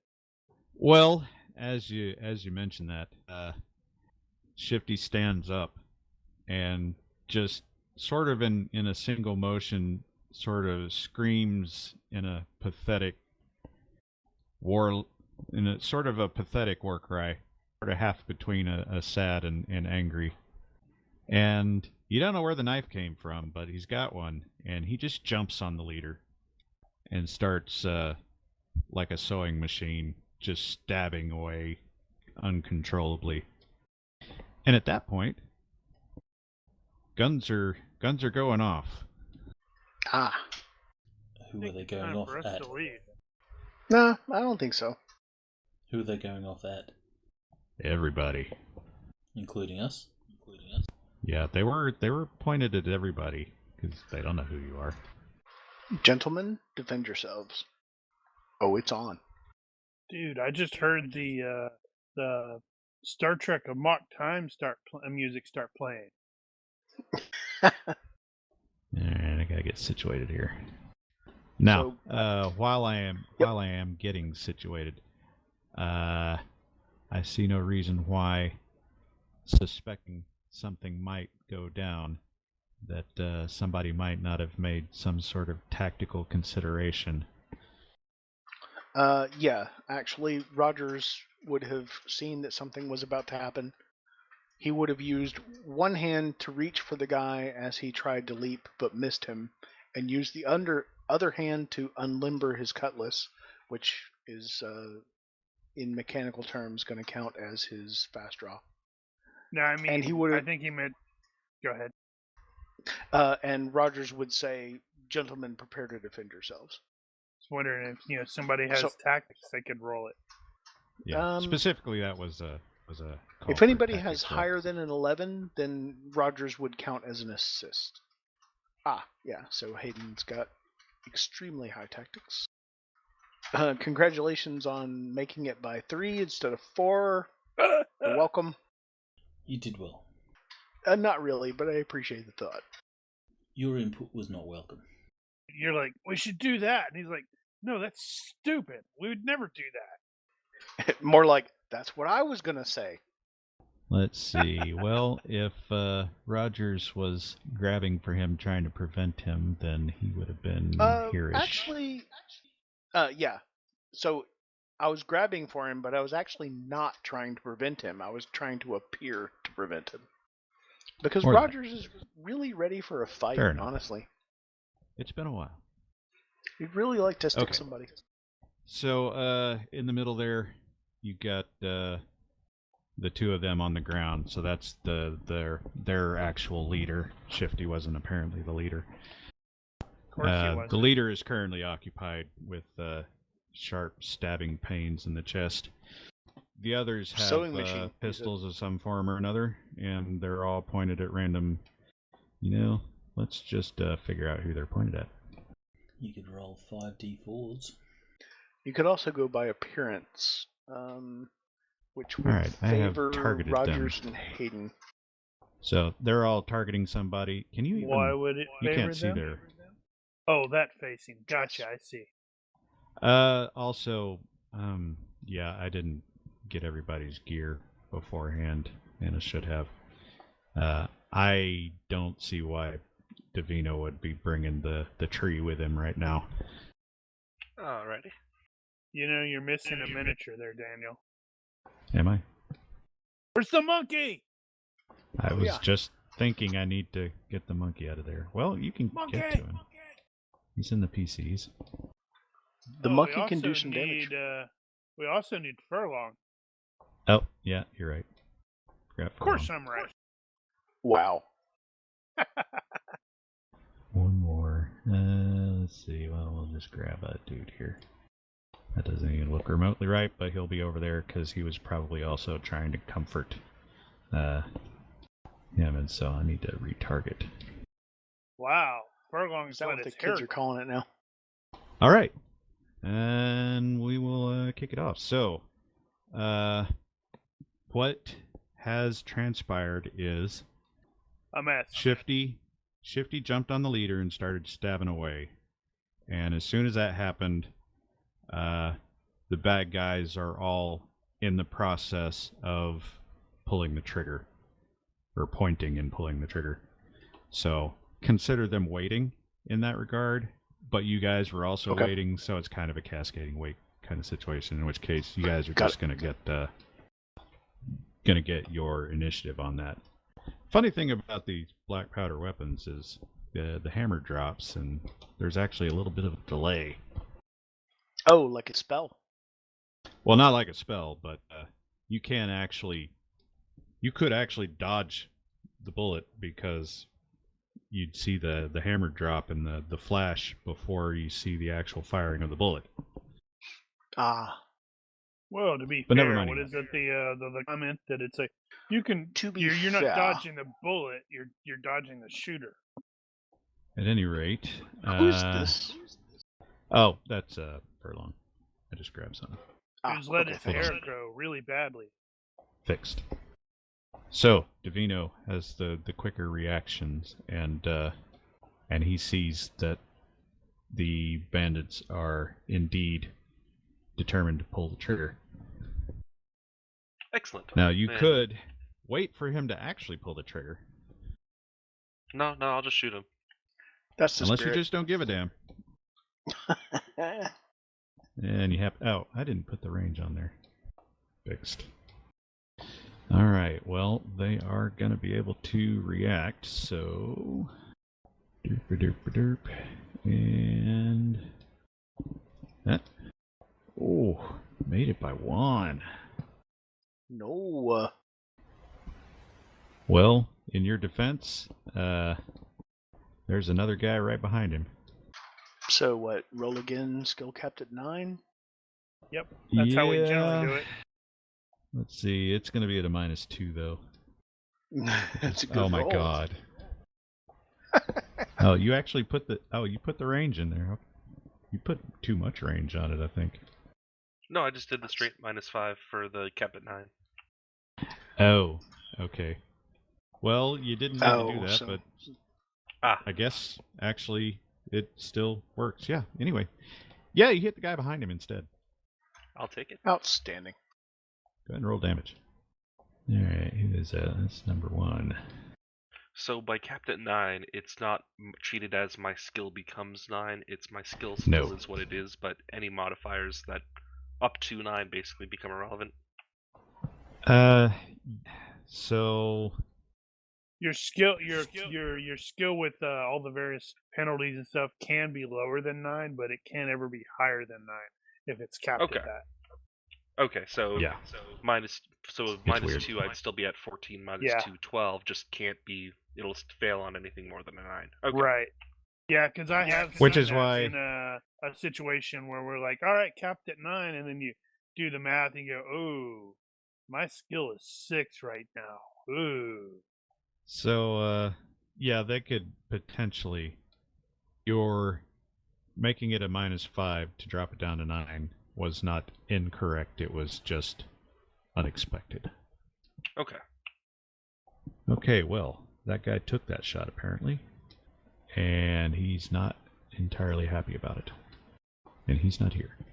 All right. I will attempt to fast draw my cutlass. And That being succeed wildly. successful, that being successful, I will take a long step Ah, at the cost of 1 fatigue and stab Bandit 4. Have it you. Wait a minute. I think my fatigue was still low from before. Adjust as needed. Yeah, okay. Nope, because I'm -1, it's actually correct now without any changes. So here comes the thrust. Critical hit. Critical hit. Critical hit. I mean, That's not a critical hit. no, but it's also not a miss. Well, he's definitely going to do a retreating dodge from that. Smart. And he will... Man, I'm going to be like that today. Alright, he made it. Okay, cool. Oh, damn it. Sorry. Well, get him, Hayden. Alright, so Hayden is going to find some cover. Wow, these guys are slower than me? Well, they're just average. But I have like move of 5. No, you got 5-5. Your speed is 5-5. Oh, right. 5-5. Okay, never mind. So Hayden will move there for cover. What? He didn't want to get shot. Hit somebody. Gotta get sword and gun out. Well, I think you having your gun out would probably be valid if he had it out already. So having gun out is fine? I would say so, yes. Okay, then Hayden is going to shoot bandit number 5. It was a Mexican standoff without any Mexicans. Darkness. Camp light? Firelight? I'm going to assume you're within the distance. So that's -3 for camp light. That's a hit. No, you're within the normal radius. Okay, still a I think hit. it's 5 yards. Shooting seconds. Alright. And that was 5, you said? Duck! He will not dodge. And you'll roll kind of shit for damage. Do the chest location. Nothing special. Humana. He has stunned. I believe that's gonna have him kneeling. Next. Recalling that I have combat hesitancy, and I'm not a combat-y guy, I don't freeze up, but I do go immediately for cover. And that's pretty much the extent of what he's going to be doing this round. And his pistol that he has isn't actually loaded. No, but I have a small sword. Right, I was just establishing. I don't know if he even had it out, honestly. Probably not. Alright, let's see. Do I get to kill a Right, PC I guess today? I'll have to spend around the rest of the round drawing his sword. Well, the nice thing is at these ranges, shooting is pretty easy. Oh man, these guys don't have the goddamn weapons on there. Screwed up my NPC. Yeah. Okay. Guess I get a slight downgrade because I was stupid. But they'll make the best of it. Alright, Davino, so the guy that was in front of you that you were shooting at went to an E because he got shot by Hayden. The guy behind him that you shot... Oh, wait a minute. You did damage to him. He's, well, if he weren't reeling from the pain of having just been shot, he would have hit you. But now he is not. Oh, and before I forget... Let's see. You got smoke. You got smoke. And now there's smoke over there. Alright, yeah, you felt the crack go by. Who are you aiming at? You were aiming at Hayden. And he's still roughly visible, so that's about the same. And he was not shot at, so he will hit. And just in time, Brian, you've been shot at. Okay. Hayden will diving dodge, and he'll use extra effort. Lower it. Alright. And now you are prone. Which way did you jump? He would have gone for a place that gives him some concealment, so I guess the smoke? Yeah. Okay, so just jump forward. Or to the side of it. Very well. And who are we shooting at? We're shooting at Bill. Alright, you are only a -1. And I have not been shot. Wow. That was a good roll. All right, Rogers. Try not to be hit. Not a crit, though. Not a crit. That was a damn good roll, though. I really want to attack next turn, though. I don't want to retreat. You can't retreat from a ranged shot anyway. Oh, fair enough. Do you have luck? I do have luck. I'm just going to dodge. Use some extra effort. Can I extra effort without affecting my forward momentum? Yes. And is that 2 or 3? 2. I guess it has been a while. It's in the modifiers. Shut up. Bah! Wow. I take the hit. Not going to use luck? No, because another guy is going to shoot me in a second. Well, no. The other guy was pointing at Furlong. Well, that's the guy I was charging, so I think they're both shooting at me. In character. Do you have combat reflexes? That should already be figured in. Yes, I do. In which case, since you got combat reflexes, you can probably tell that guy's not pointing at you. Is that true? Yeah. That's probably generally the way I reasonable. handle it, because it's like you're competent in combat. You're like, okay, I know what's going on. Me, I'm freaking out over here. Oh, and for the record, let's see, I completely forgot. So Hayden made a tactics roll, and it looks like he would have had two plot points for tactics. So, mental note, you've got 2 tactics plot points, and I will let you use that for rerolls. Well, before we get to that, though, what is the GM decision on this combat reflexes and knowing that I'm only getting shot at by one guy thing? I think a combination of combat reflexes and just general observation, you've got a pretty high perception. I think it's reasonable to say that he knows that number 4 is not pointing directly at him. Ah, okay. In that case, I will luck it. And also everybody's sort of taking reactionary shots here, so if they weren't already pointed at you. I was hoping for Well, a critical success so that I could make him shoot that would have himself. been nice. Yeah, it doesn't work like Just that. kidding. I know. But you know what I'm talking about. One of these days, man. One of these days. All right. So, you got lucky. 1950. And so number 4 was shooting at Furlong. And he's also scared because there's this very confident Navy-looking guy stabbing things. And dodging bullets. Well, that's a good hit on Furlong. And he will have seen that coming. And he will be okay. That guy has to come out of stun. And he will not. All right. Now we're to that uncomfortable part in the black powder weapons where everybody's fired their black powder weapons. I don't know. Not uncomfortable for me. He's got an axe on his foot. Okay, now, so a reminder for you is you need to re-ready the weapon to use it as an axe. Is that part of the move, sort of just as I'm stepping, just a little shimmy, or is You can that step for the Okay, rest of my turn? what were you doing? How far did I you was- go? You just took 1 step, right?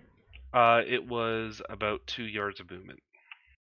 Okay, so we allow a move and attack. What? No, it's a move or an all-out move, and ready is the house rule. You can take 1 step with a normal ready. I think the house rule was And- to make a dex roll to take more than a step and also ready at the same time. And if you fail the dex roll, you get the movement but not the ready. No, it was specific. Hold on, I need to remind myself because it's been a while. Okay, move and ready or all out ready. So the only choices are ready with the normal step. That's the normal one. There's move and ready, which will let you move more than 1 step, which is a dex -2. And then an all out ready, which will let you do half your move forward and do that, but you're not getting to attack, so you definitely don't want to do that one. Okay, so no attack regardless. True. Not without a. So, Oh. you Then I'll just can take the step, stay where walk into the smoke. And you can step in and ready, or you can close the distance and ready, and then you're right on him. I'll Group step in and mastery ready. help? I'm not going to move right. You can in also his face melee if I'm not attack. going to hit him. Without the weapon. I mean, you can attack someone with not with your unready weapon, but you can attack them personally, like kick them. Oh, Oh, actually, I'm not. I'm okay.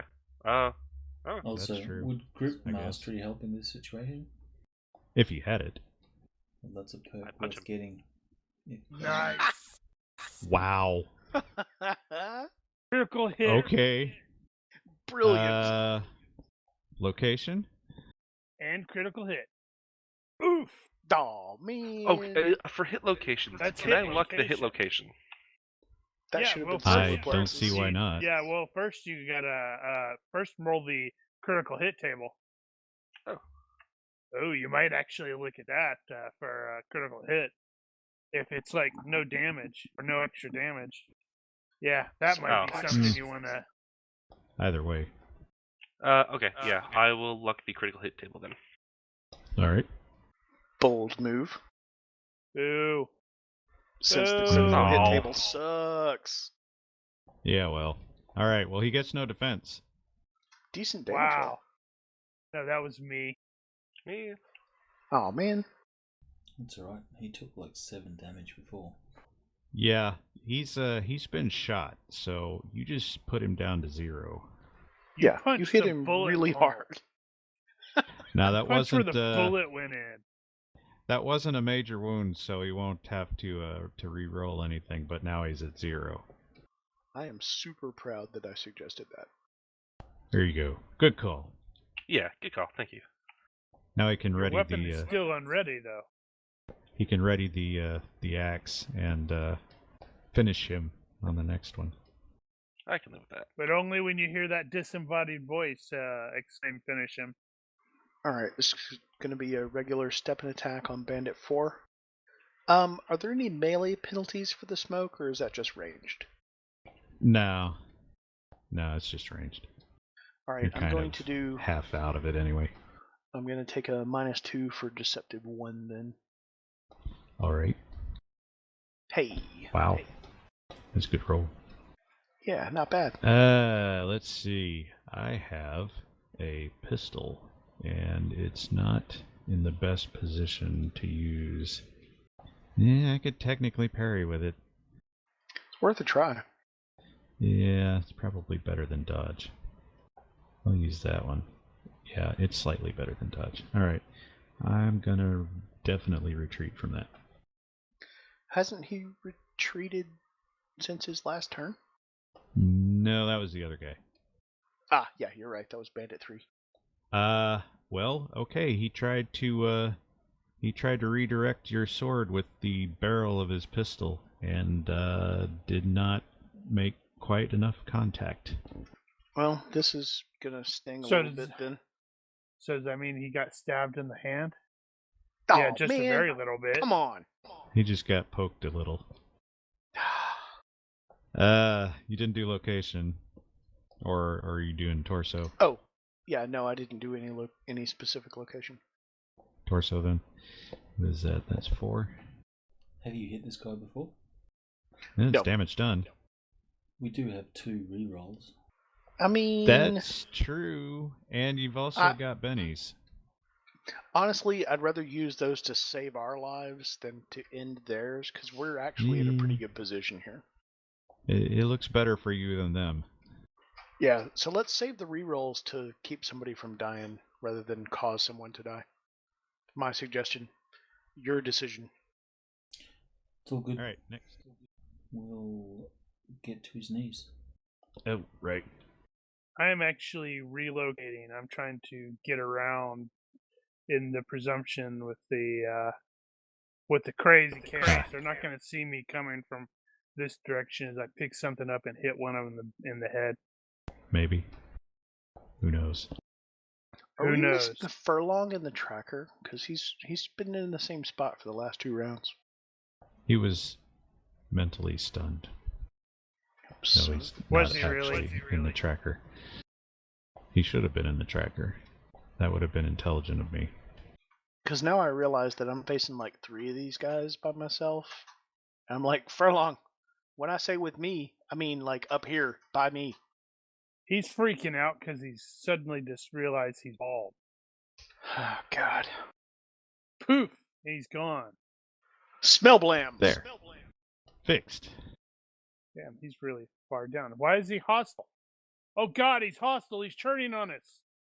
It's a trap. Okay, he's not hostile anymore. I'm Now glad he's Bandit behind 5 me. has said, I'm done. I wouldn't want to Hate see how that. it does that. All right. Well, Furlong would have gotten his go first. He's gonna shoot at number 3 since you've shifted over to 4. Let's see what's. Okay. And if he was going before me, he wouldn't have to take the -2 for shooting through my hex. Or was it -4? I don't. That's not gonna count. I don't think. Or Yeah. he steps and he's at -1 instead. And he shot him. Now you need to add another smoke thing there because it's getting really smoky there. Well, that's how it goes. Yep. Where did he hit him? Hang on. Oh my gosh. Oh, did you roll it for me? I rolled foot apparently. Okay. Sure. That was not expected, but whatever. Well, I think his foot is crippled. Surprising no one. 2 more smoke tokens. I'm declaring this site a Grateful Dead concert. Well, at least one of them is no longer relevant. Let's see, that was number 3. Hey, cool. This is a band of bandits. We can turn them in and get the reward. How much of them did we need for the reward? They said 20 pesos for head. Ah, it's the head. Okay. We can get rid of that smoke too. Oh, you moved. Okay, gotcha. I don't need any extra smoke for that. Yes, you do. There's 2 smokes there now. Alright, one was gonna shoot... Oh wait, no, one has fired. Yes, one fired. So, he is going to ready a cutlass. There should be a 2. smoke in that hex, if that's where Furlong fired. Near enough. No, Furlong step where he's at now to get the -1 because the guy was retreating. That's why he's at 2. Cool. Number 2 is going to draw a melee weapon. Number 3 has been shot in the foot. My foot! And my is foot! currently screaming. Oh, you know what? I forgot to roll his stun, which he will fail. So now he will roll to come out of stun, and also fail. He may have had enough. Alright, number 4 has been stabbed a little, which, even though it wasn't all that destructive, is still a bit disconcerting. He has, in fact, been stabbed. We were supposed to win. And he is not properly armed, so he is going to draw a weapon and take a step back. So he will pull a cutlass. Number 5 is still stunned and is not getting any better. Alright, your guy's still on his knee. Oh. Technically, you would need to ready it before swinging. Oh, that is right. I apologize. He didn't want to use that roll anyway. You did the kick. I really instead hate of that the... there's not a. I hate that there's not a ready and attack. All right, but now you got it. Now you got it set for a proper swing. Next time, buddy. Next time. You lining him up. All right. I'm not going to do a charge or a long step. I'm going to take a step, take full defense, and I'm going to say, drop it or die. In English. Hopefully he understands. As far as you knew, they were English. They're all speaking English. So if that is going to be an intimidate, you can go ahead and make a roll on that. If you are specifically targeting him, you don't have to deal with targeting everybody else. I'm still watching for attacks because, Bandit 2 could come at me from the right. Like I'm not. I mean, I mean, with the intimidation, you don't have to intimidate everybody at once. You can just intimidate. Oh yeah, no, him. it's just the one guy, and I don't actually have intimidation, so I'll just take a default on that, which I think is Yeah, might as IQ minus something. I'm just gonna roll. 5, Probably 5. Actually, I think it's Will minus so 5. He probably won't fall for that. Okay, well, you're no worse off. It's not like he's gonna try But I to am kill in full you less. Hayden will Okay. stand and ready. Moving. Roger, moving. All right, Furlong is fired, and now he's got to draw a dagger or something. He does Okay. not have a sword? Well, he may not have been ready for that. Well, clearly he's going to take one of these as cutlasses as we're done. There's no reason for him not to have a cutlass. He's got a cutlass. All right. Let's see. So that guy drew a sword, and now you've got the guy in front of him and the guy beside him, and multiple guys are bleeding. Well, I think it's going to have a stab at Hayden there, since he's right in front of him. That's not Hayden. All right, isn't it? You're right. Well, who the hell is that? That was the boss and Shifty. Nope, he's gonna come back over here with Davino then. Well, I don't know. He might actually smack Shifty if Shifty is taking out the boss. Well, I figure they're gonna prioritize the guys that are standing up, and plus Davino is lining up on number 5 over there, so he's gonna need help. I'll have a swing at you. If I can find the damn thing. Where's my cutlass? I'm gonna cut you. Wow. And make it. Defend yourself.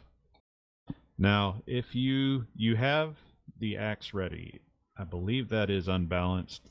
Therefore, if you parry with it, you will not be able to. Wait, is that how that works?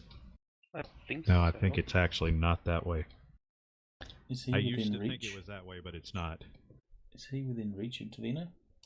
Actually, no, he isn't. So he needs to make a move and attack to get there, in which case he did not do well enough. Never mind. Number 2 also has a weapon out. Thanks for being on our side this week, Brian.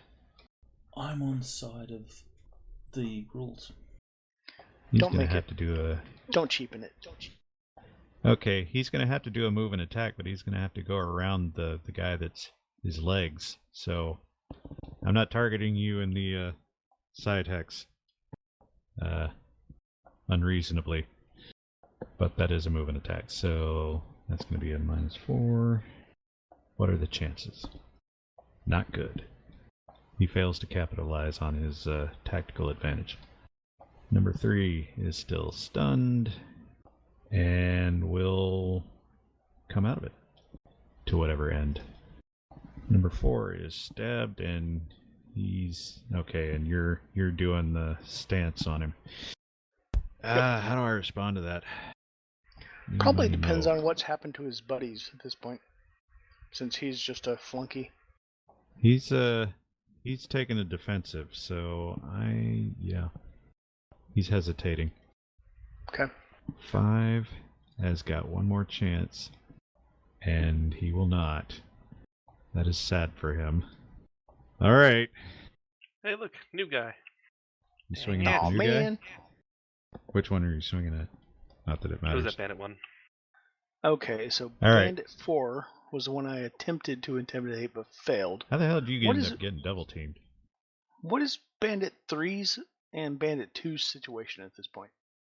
3 is prone with the shot foot.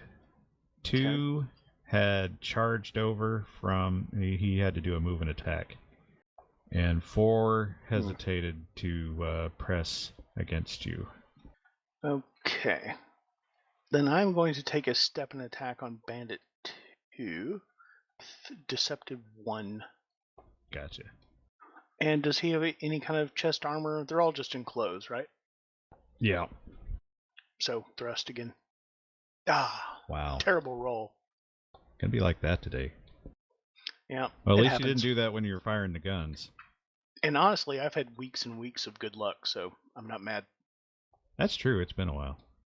Alright, Hayden will capitalise on the fact that this guy decided to attack Davino instead of him, so he's going to flank him. You know, just you saying that, I realized that I totally missed you because of the goddamn smoke. Well, Nice. Smoke did its job, who's a good smoke? Yes, you are. so Hayden will step to his side and D-O stab double him. G. -2 for side attack. Alright. That doesn't sound good for me. Let's see. He could technically parry that, but I don't know. He's going to want to retreat. But it won't be good enough.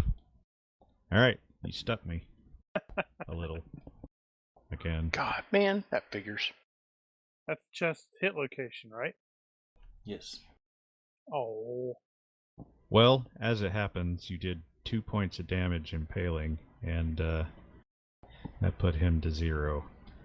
GURPS crit tables are a waste of paper. Well, that wasn't No, crit. your rolls just suck. No, it's always no extra damage. Every time. It wasn't a crit table. It's though. just weighted That's just toward the the extra middle. damage. There. Ooh, 5s and 6s. Unfortunately, it didn't mean anything. Ah, yeah. All right. So- So yeah, I came around there. I'm gonna say there's a shovel Kindling. there. I'm gonna grab a shovel. Alright. Furlong. Let's see, he pulled a cutlass, so... yeah, you got 2 and potentially 4 on Rogers. We should use Rollmaster crit Yeah, tables. looks like that. We've done that before in like D&D. We did really do that should, though. in D&D one back in second edition. I did that, and it's like everybody said no after a Man, very short fight. but these are dumb. No extra damage. The fact that they can't bend against it is what's awesome. Normal damage. Alright, number 2 apparently got stabbed. Critically mediocre. Triple extra medium. Well, all the bandits have officially been damaged now. Unanimous bandit damage. And one of them's being sewing machined to death. Yeah, he's gone. Did he manage to stab dude in retaliation as well? Not yet. Because that would have been really funny if they all died here and we're like, well, crap. Shifty, why are you Okay. still stabbing him? He's still moving. Dude, he's still So- moving because you're stabbing him. Bandit 1 just got stabbed a little bit by Hayden. And, oh, right, he's at 0. So if he does anything, he has to roll. Well, he's going to take a step back because the monkey's throwing something at him. It's a Is it knife. poo? No, it's a knife. Is it a snake? It's a snake knife. When he pulls it out, He it will turns into keep the his snake. footing. Let's see. 2 has just been stabbed, and Rogers looks kind of pointy as well. I'm not liking the look of all this. There's a lot of bloody bandits here. They also don't necessarily look like they're taking prisoners. No, Rogers did say throw down your weapon. Let's see. We're feeling aggressive. I'm gonna stab somebody. Not probably going to succeed though. Oh, man. The day's young. Don't forget shock penalty if it's relevant. Not today. You're not sure whether he was swinging at Furlong or Rogers. Huh. Let's see. I'm going to say Bandit 3 is probably done. That really hurts. 2. Well, there's got one guy charging in. That makes him feel a little better. This is probably his last chance. To Unfortunately, escape. he's got to clear The guy 2 next hexes to him is to do crippled. it. That's true. He is slower. Nope. I'm done. Peace. Screw that. I've been hurt. We don't have a doctor. All right. I mean, we have a doctor. I got one more chance. I come out of stun. Just in time to get axed. I feel better. Ow! What are you axing him? Oh, again with the 13. Well, this is when you burn your one of the tactics points. Or actually, isn't your luck back up now? No, it's only been about half an hour. It hadn't been that long. Ah, okay. Burn one of the tactics points. Or if Yeah. you got a bunch of bennies, you only Hayden says failed do by it. Pretty one. much over. Alright. That's true. You only failed by one. You did have a Benny. Yep, burned. Burning tactics or Benny? Probably better to do tactics. Save your bennies. Yeah, the tactics are only for this fight. Yeah. True. Reroll. Don't roll like crap. That's rolling worse. That's crap. Yeah. You had one job. I know, right? Quick, get my gun, then I can actually kill him. Captain Hayden, give him the other one. Go for Give it. him the other point. Go. Use the other tactic point. Roll it. That's Hey. There you go. 5th time's the charm. better. All right. I think you can roll the hit location with +2 if you're not going for torso. Ow, this is gonna hurt. ouch. Good shot. That's rude. Okay, Come maybe on. it isn't gonna hurt. And with the minimum damage. What the hell, man? Still, though. I know, this doesn't... It this is doesn't still like going to me. hurt, though. It's That's 6. really bad. To the foot. Chances are his leg's crippled. Well, he's already he was already at 0. Look back over the last, I don't know, half dozen rolls and count how many are 1s and 6s. So what happened was he tried to backpedal a little bit, get away from you, and you ended up hitting his leg instead of him. But now you got blood on your axe gun thing. You have officially Finally. blooded your axe. Now it's thirsty. That usually requires Better some be. kind of dressing change. Next. Payne isn't here. Why is he still in the tracker? Because I'm too lazy to remove him. All It's like right, a I'm right going click. to take a deceptive 1 against Bandit 2 again, since Got he it. seems to be still in the fight. Thrust, no particular target.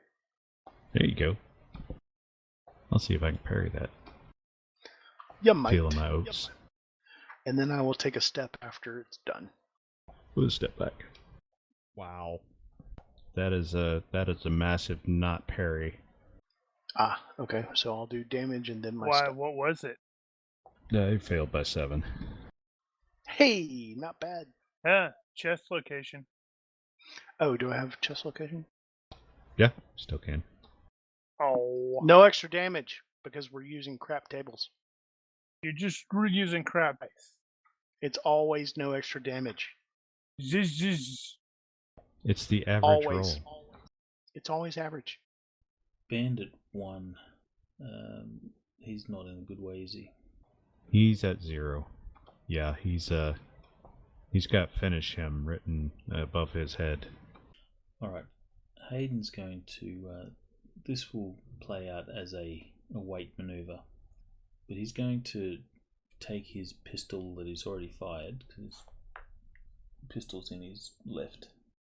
So he's going to point it at the guy as if he's going to fire another shot.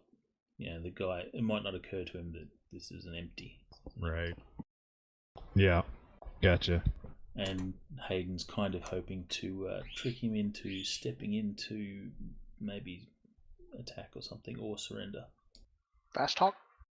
No. Either outcome is good. If he surrenders, then all good. If he steps in to try and attack Hayden thinking that the pistol's, or knowing that the pistol's unloaded, Hayden's taking weight. Huh. Interesting. Mm-hmm. I just want to hit somebody with shovel. Yeah, I know, right? Let's see. So Furlong is going to harass number 1 over here. And number 1 is seeing a gun pointed at it and being harassed on the right, and some monkey throwing shit at him from the left. Mm-hmm. He's Literally gonna try shit? Maybe. Don't know whose, though. He didn't shit. And What's he's the going to monkey try throwing? to backpedal out of this. Knives. Oh, Ninja okay. stars. Where did the ninja stars come from? Who Or knows? sling Japan. swords. Duh. It's a ninja monkey. Falls unconscious. And then he will go over there and take a nap. And 2's basically the only one that isn't done. Drop it. Because he's hardcore. And he's got 1 hit point left. Okay, so he's slightly less hardcore than I thought he was. So, what would you say is the look on Roger's face? Is he like, I'm going to kill you? Or is he like, I don't care? Neither. It's don't make me do this. Drop it. That works. Got the Buck Rogers smile. It's like, if you make me do this, I'm Buck going to is keep not a smiling. killer. I mean, I'm going going to keep smiling. But he's not a killer. All right. He'll take that. I'll reach out for the sword. 4 is running, and just cause. No, I'm totally fine with him going in there. It's like if he went in there, I'd like trigger serendipity and have an animal eat him or something. That would be hilarious. Tiger? And total In the abuse of Caribbean? your serenity or serendipity. Hey, I'm not doing it. It's like, how the hell did that happen? And then the critter that would transform into that strange looking fellow I had tea with. There are no And he tigers says, in I this need hemisphere. my China back. Number 5 has had enough. How did he get eaten by a tiger? No idea. In Africa. So unless you guys are gonna press, that's pretty much everybody, excepting the one that Article is potentially chasing with a shovel. I'm gonna hit him with a shovel. I don't Well, know he's what got that his back to skill's you. gonna use. I'm not stopping him. Somebody should probably go with him do in you have case the guy short turns sword? on him, though. That wouldn't be short sword. I'd probably call that axe mace or something. It's not very. Maybe serendipity. As he's running past, he trips and knocks himself out on the shovel that you're holding. Bong. But I you can got one. Telegraph and all out and all that shit. So I'm just trying to figure out what it's gonna be. Oh, really? That's not terrible. Okay. Where's... skulls -5 from. Holy wow. God. Ones and sixes. Yeah. What's going on? I don't know how much damage a shovel would actually do. Neither do Call it I. a club. What does It would do a what does lot. the baton do? It's not that much because the blade is really light. Is it, though? Let's call it 1d plus 1. It's not going to be any worse than a baton. Plus swing? Oh, well, that's based on strength of 11. Actually, I have a think strength of 10. I think Shut up. Near what's enough. its thing after the end probably has an improvised shovel. Hey. Oh, I know one Not of them bad. has it. I just don't know what. I don't know. I don't want to go digging for it right now. If it were going to be a thing later, I'd look it up. Yeah. So that's going to be to the skull. It's 3 points. Get through. Times and 4 from is 12. behind. Ow. And that is number 4, which is going to put him I at would have had -3. that'd have been a success 3, not by 7, because of the reluctant killer thing. Yeah. Well, Well, good luck you with might that, because that might just be a -2 since you're just hitting him with the shovel. to the Yeah. base of the skull, though, that's your hindbrain. Like, you stop Eh. breathing if you get hit there. He's a doc. He might actually think of that. No, I don't think Okay. so. I think he hit him in That's the back of the head with a shovel. That's a major wound to the brain, though. Swing so that's plus a health 3 roll at is -10. a shovel. Really? Yep. A bit more than I would Swing plus 3 cut if you're using the blade. Yeah. Yeah, really? That's gonna be 2 points more than. I just expect him to be Okay. unconscious. Well, unsurprisingly, you knock him right the fuck out. And then I go, oh crap, what was I thinking? And try to make sure that he doesn't die. The shovel does have a -2 SP, which is the skill point penalty for using a improvised weapon. So that's gonna be still success by 1. Wow. I All right, tried well, to that's all fail. of them. So, the remaining conscious ones are no longer putting up a fight, and you can do as you please with them. The guy that Shifty jumped on is very dead, and Furlong gets over to him and basically pulls him up to his feet, and you see the man's face. He's destroyed. Who? Shifty. Yeah, I was like the words right Pincushion. there. Oh, I thought you meant the guy Shifty was attacking. Oh, he's destroyed too, but in a different way. Not emotionally, just Okay.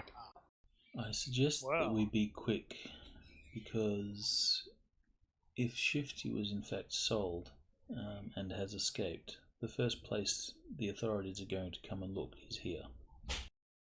Well, you take these guys back and turn them over to the local magistrates. Who would send the authorities is my question. Like, they have to be paid to go somewhere. It's not like public police. Well, there's as 20 you're, pesos per head, right? As you're sort of thinking about what to do from there and discussing who to take where, Shifty turns to Furlong and says, "I want you to turn me in. I want you to claim the reward." Huh. And you look in the guy's eyes, and you're like, he's already dead. Wow. So I've killed my family. They were all I had. Gotta make sure I didn't accidentally kill this dude. That dude has got brain damage. Well, if they get hung, it's not gonna really matter. Hanged. Yeah, so Shifty tells him, I owed you money. Now I can pay you back. Give the rest to my wife. That seems a bit excessive. Furlong's like, you sure about that? Like, yeah. Seriously. You could, like, go into the church or something. Or the sea. No. I mean, we do have a ship and stuff. I'm no fit to live. What of your wife? Do you have kids? He's done talking at this point. Furlong will look at you and, like, shake his head no. I was expecting Furlong to knock him out, and, like, the dude wakes up on the boat.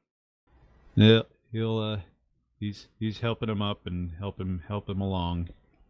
He may have gotten a little beat up in the process of stabbing that guy to death. Not too bad, though. Well, I think, gentlemen, we should trust Mr. Furlong's judgment on this. What about these fellows? Are we going to take them back, turn them over to the magistrates?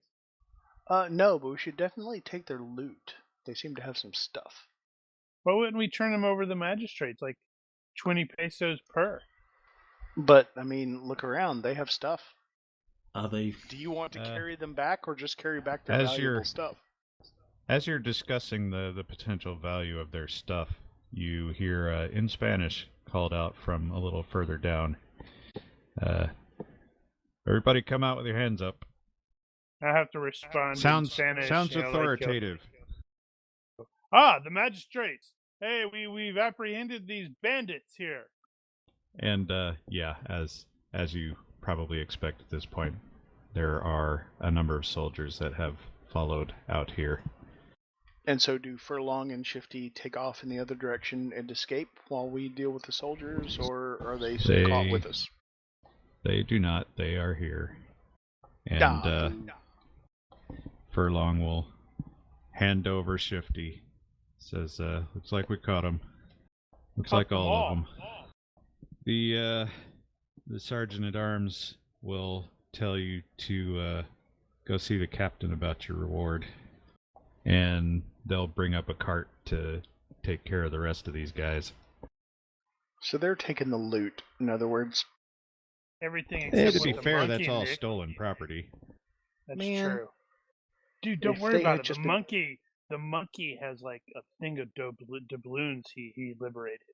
What do you think There's he's no telling throwing? what the monkey has. But still, if they had been 5 minutes later, totally we could have throwing looted coins the at him. scene. You're a pirate at heart, aren't you? No, I'm British. Oh. Yeah, I see what you mean.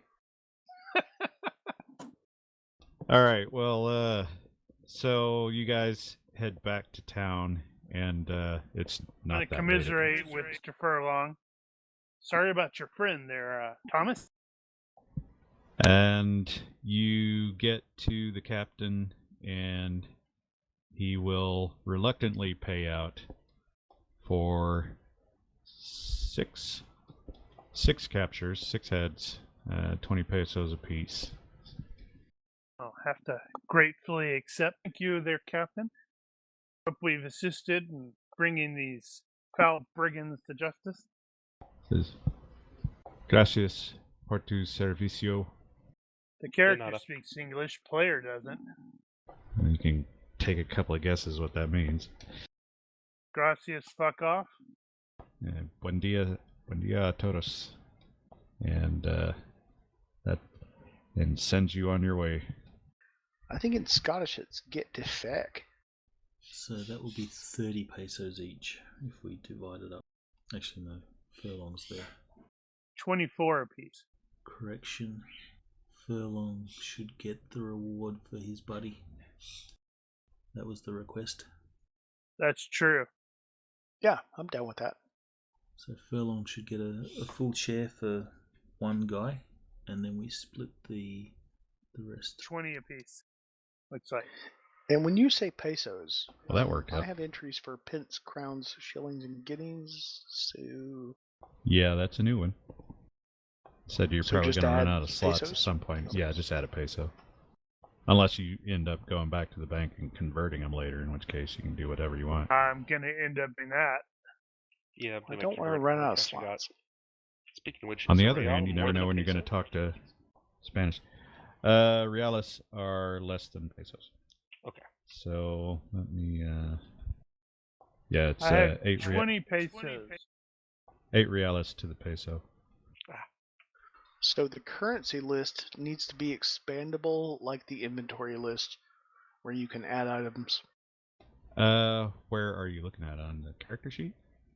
Yeah, on the inventory tab, the actual inventory itself is a scalable list where you can add as many items Oh. as you need to.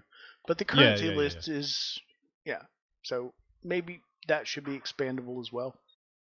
Unfortunately, Well, I guess that's they figure you from weren't going to core. have that many.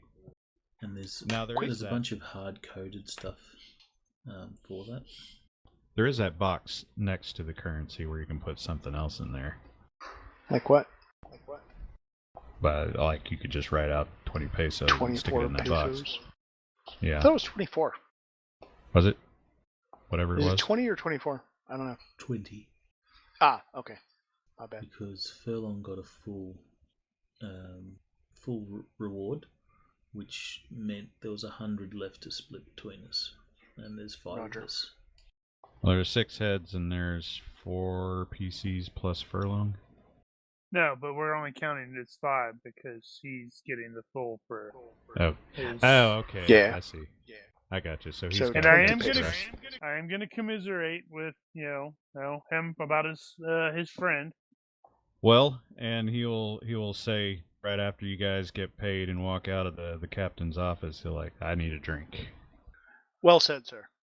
And so he'll head right to the nearest ale house, whatever it is, and buy a round for everybody. Unless we have somewhere else to be immediately, Rogers will join him. Yeah, I see no reason not to go there as well. All right, everybody goes along. Yep. Sure. So you guys, he'll buy a round for everybody and raise a glass to Shifty and to our first prophet. The monkey should have a drink as well. Crap. He's gonna have a Marty drink does. whether you want him to or not. Yeah, exactly. Oh, fair enough. I forgot about Dora. Where'd she go? Oh, I thought she went to the house of not ill repute. with Furlong, yeah. And now She was Furlong's here, exploring. she's not. Well, she No, did but I mean, not was she go snuck- with you when you when Okay. you snuck out. So So we'll probably have to seek exploring. out that place. yeah, she's probably racked out over there. Yeah. So anyway, while you guys are drinking to Shifty's inevitable memory, Furlong kind of philosophizes a bit. Says we're all one cross word from mutiny, one quick sail from smuggling, one wrong boat from piracy. All one mistake away from the gallows. But that's the Wise life. words. In a joking tone, Hayden will reply, Mr. Furlong, what was that about mutiny? And before anyone can answer, Rogers will buy a round.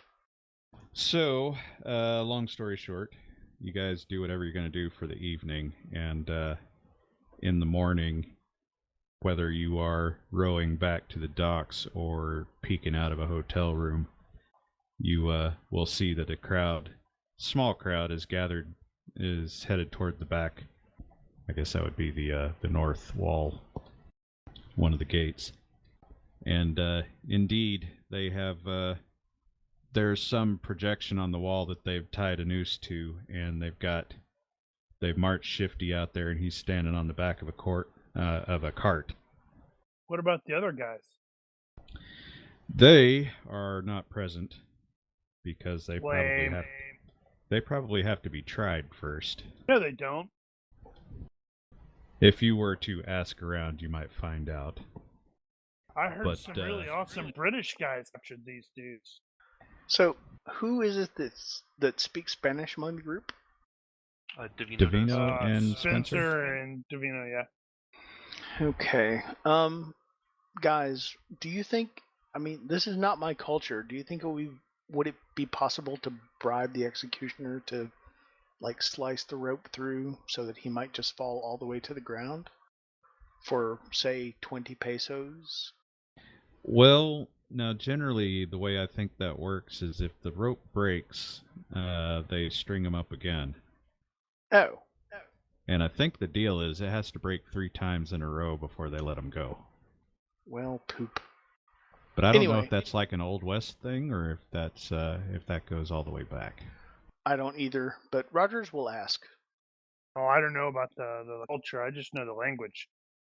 Is there any way we Cultural can familiarity? save this guy from hanging? I do not have it. No. I think what you would have to do is to bribe the governor and have him stay the sentence. Ah, okay. So none of us are in the capacity to do that. So, sorry, Shifty. We thought about it. Peace.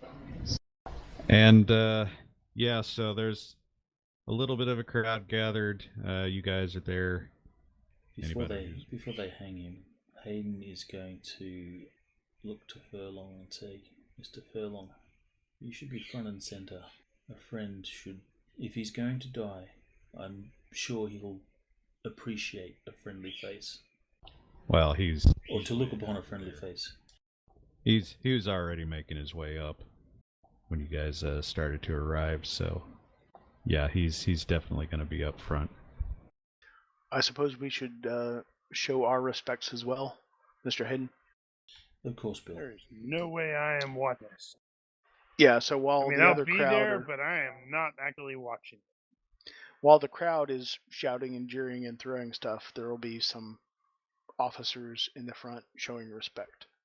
Hayden will remove his hat. Likewise. The monkey already good call. did that. The official, as they're standing Shifty up on the edge of the cart, will read off a list of crimes that he's committed, and judging from the stuff that's listed, it's probably a bit exaggerated. I mean, he's killed 20 men and robbed I don't know how many pesos, and Yeah, he's not a PC. He hasn't hit our level of numbers yet. raped nuns and whatever. Not to mention he's all the just a times horrible he person, sold drugs apparently. in front of elementary schools disguised as a nun. Exactly. And Shifty's got absolutely no reaction to any of that. And once the charges are read and everything, he turns over to Shifty and asks if he wants to make any last words. And Shifty doesn't say anything. He just turns around and puts his own head in the noose. That's too bad he didn't say, get on with it. He's not. He's clearly Not too vain. depressed at this point to be pissy about it. And after that, they tighten the noose down, and the official waves his hand, and the cart is moved. And Shifty falls off the edge, and not far enough. Apparently, his neck didn't break, so he's all gagging and shit. And Furlong walks up to him, puts his hands around his waist, and pulls down. Well, I guess that's one thing a friend can do. And after a minute or so, he stops twitching. And with that, cut to black. Cue sad music. Roll credits. What? It's not just black with the He's not a no PC, sound? so he doesn't get a silent note. Okay. It's not that sad. He was Well, a that's a shitbag. depressing ending. It was Where's a little. that ship? I want that ship. You don't have that ship yet. Ah, Oh, Yep. yet. we heard that. You have to get it. I'll be honest with you. I was kind of scared you guys were going to hang around and take over that cutter. Hopes and dreams, man. Hopes and dreams. All right. Any last minute business? 1 point. XP. I do not have anything. One Nope. character point. One character point for everybody. And Gracias. yeah, you guys got money now, so Yay! I wonder if you can buy a cello with 20 pesos. maybe. I have no But, idea how you much still that got to actually trade. is. So just so you're aware, so when we start next time, I was originally planning on backing up and figuring out what Forcing Mark. Rogers and Payne were going to do while So you now guys you were need to off begin on in this. media res next week with Mark running or in the coach chase from the governor because of his daughter. We'll have to come up with something. He could also have spent like the last 20 hours at the brothel. It's entirely possible. I have to get with Mark and see what he was planning on having Payne do while you guys were off. Waste But of at any time. rate- Pick what's fun. Running It'll, from the hopefully governor be because amusing. of the daughter. Let's see. So, you guys did go into combat, so you are at least one stability point down. None of you were actually injured in the end, so it's no worse than that. I don't know. I actually felt really good about how that fight went. I'm not sure that would unstabilize Rogers. No, that's a minimum one. If you are in combat, you get one. Ah, okay. But no further than that. No fear checks, no drug use, no culture shock. Well, it's only a Talking about 24-hour period. John's got a drug use all the time. I think the culture shock has to be a longer period than that, and they may be near enough. I don't know. Yeah, I think that's it. Just the one from the battle, and if you don't have, hell, you could probably get rid of that just overnight. Actually, could I make one minor tweak to your ending, where it's like you That have depends. you have the hanging, and Article who's desperately trying to not look at the dude who's hung. It's like glances through the crowd and sees your strange dude that he shared tea with, and then somebody steps in front of it. Who's watching the hanging? Somebody steps in front of him and he's gone. Okay, I accept. Frickin' fairies, man. Presuming he actually exists. If that's even what he is. I might be imagining okay. him. So if nobody we're at has minus anything one else on the stability, what does that? Do we have to roll something? No, so it's not going to affect you until it gets down to a third, below a third. And so really you're going to have to go through quite a bit of crap before it starts being a problem for you. Now there are a lot of things that could happen that would make you potentially gain more in one shot than just one or two, so Shipwreck. but not right now. Fighting zombies. While I remember. Should actually go ahead and give Phil one just for the disappearance. On the other hand, is that really the guy that disappeared that he was talking to? But on the other hand, is that really unusual for him? I would like to spend apply 1 the point second on one tactics. Anyway. Say what? More tactics, good. Yeah. Okay. Damn it! I forgot to apply the phantom voices in the combat. Yeah, I should have thought of that. That have worked. Nope, I'd have been fine. All right. Well, If you're watching this and you have questions, corrections, suggestions, or general hecklings, feel free to leave a comment here or find us on Discord. Thank you for watching. Olympus out. Good night. Ha! I finished it. That's because Mark's not here.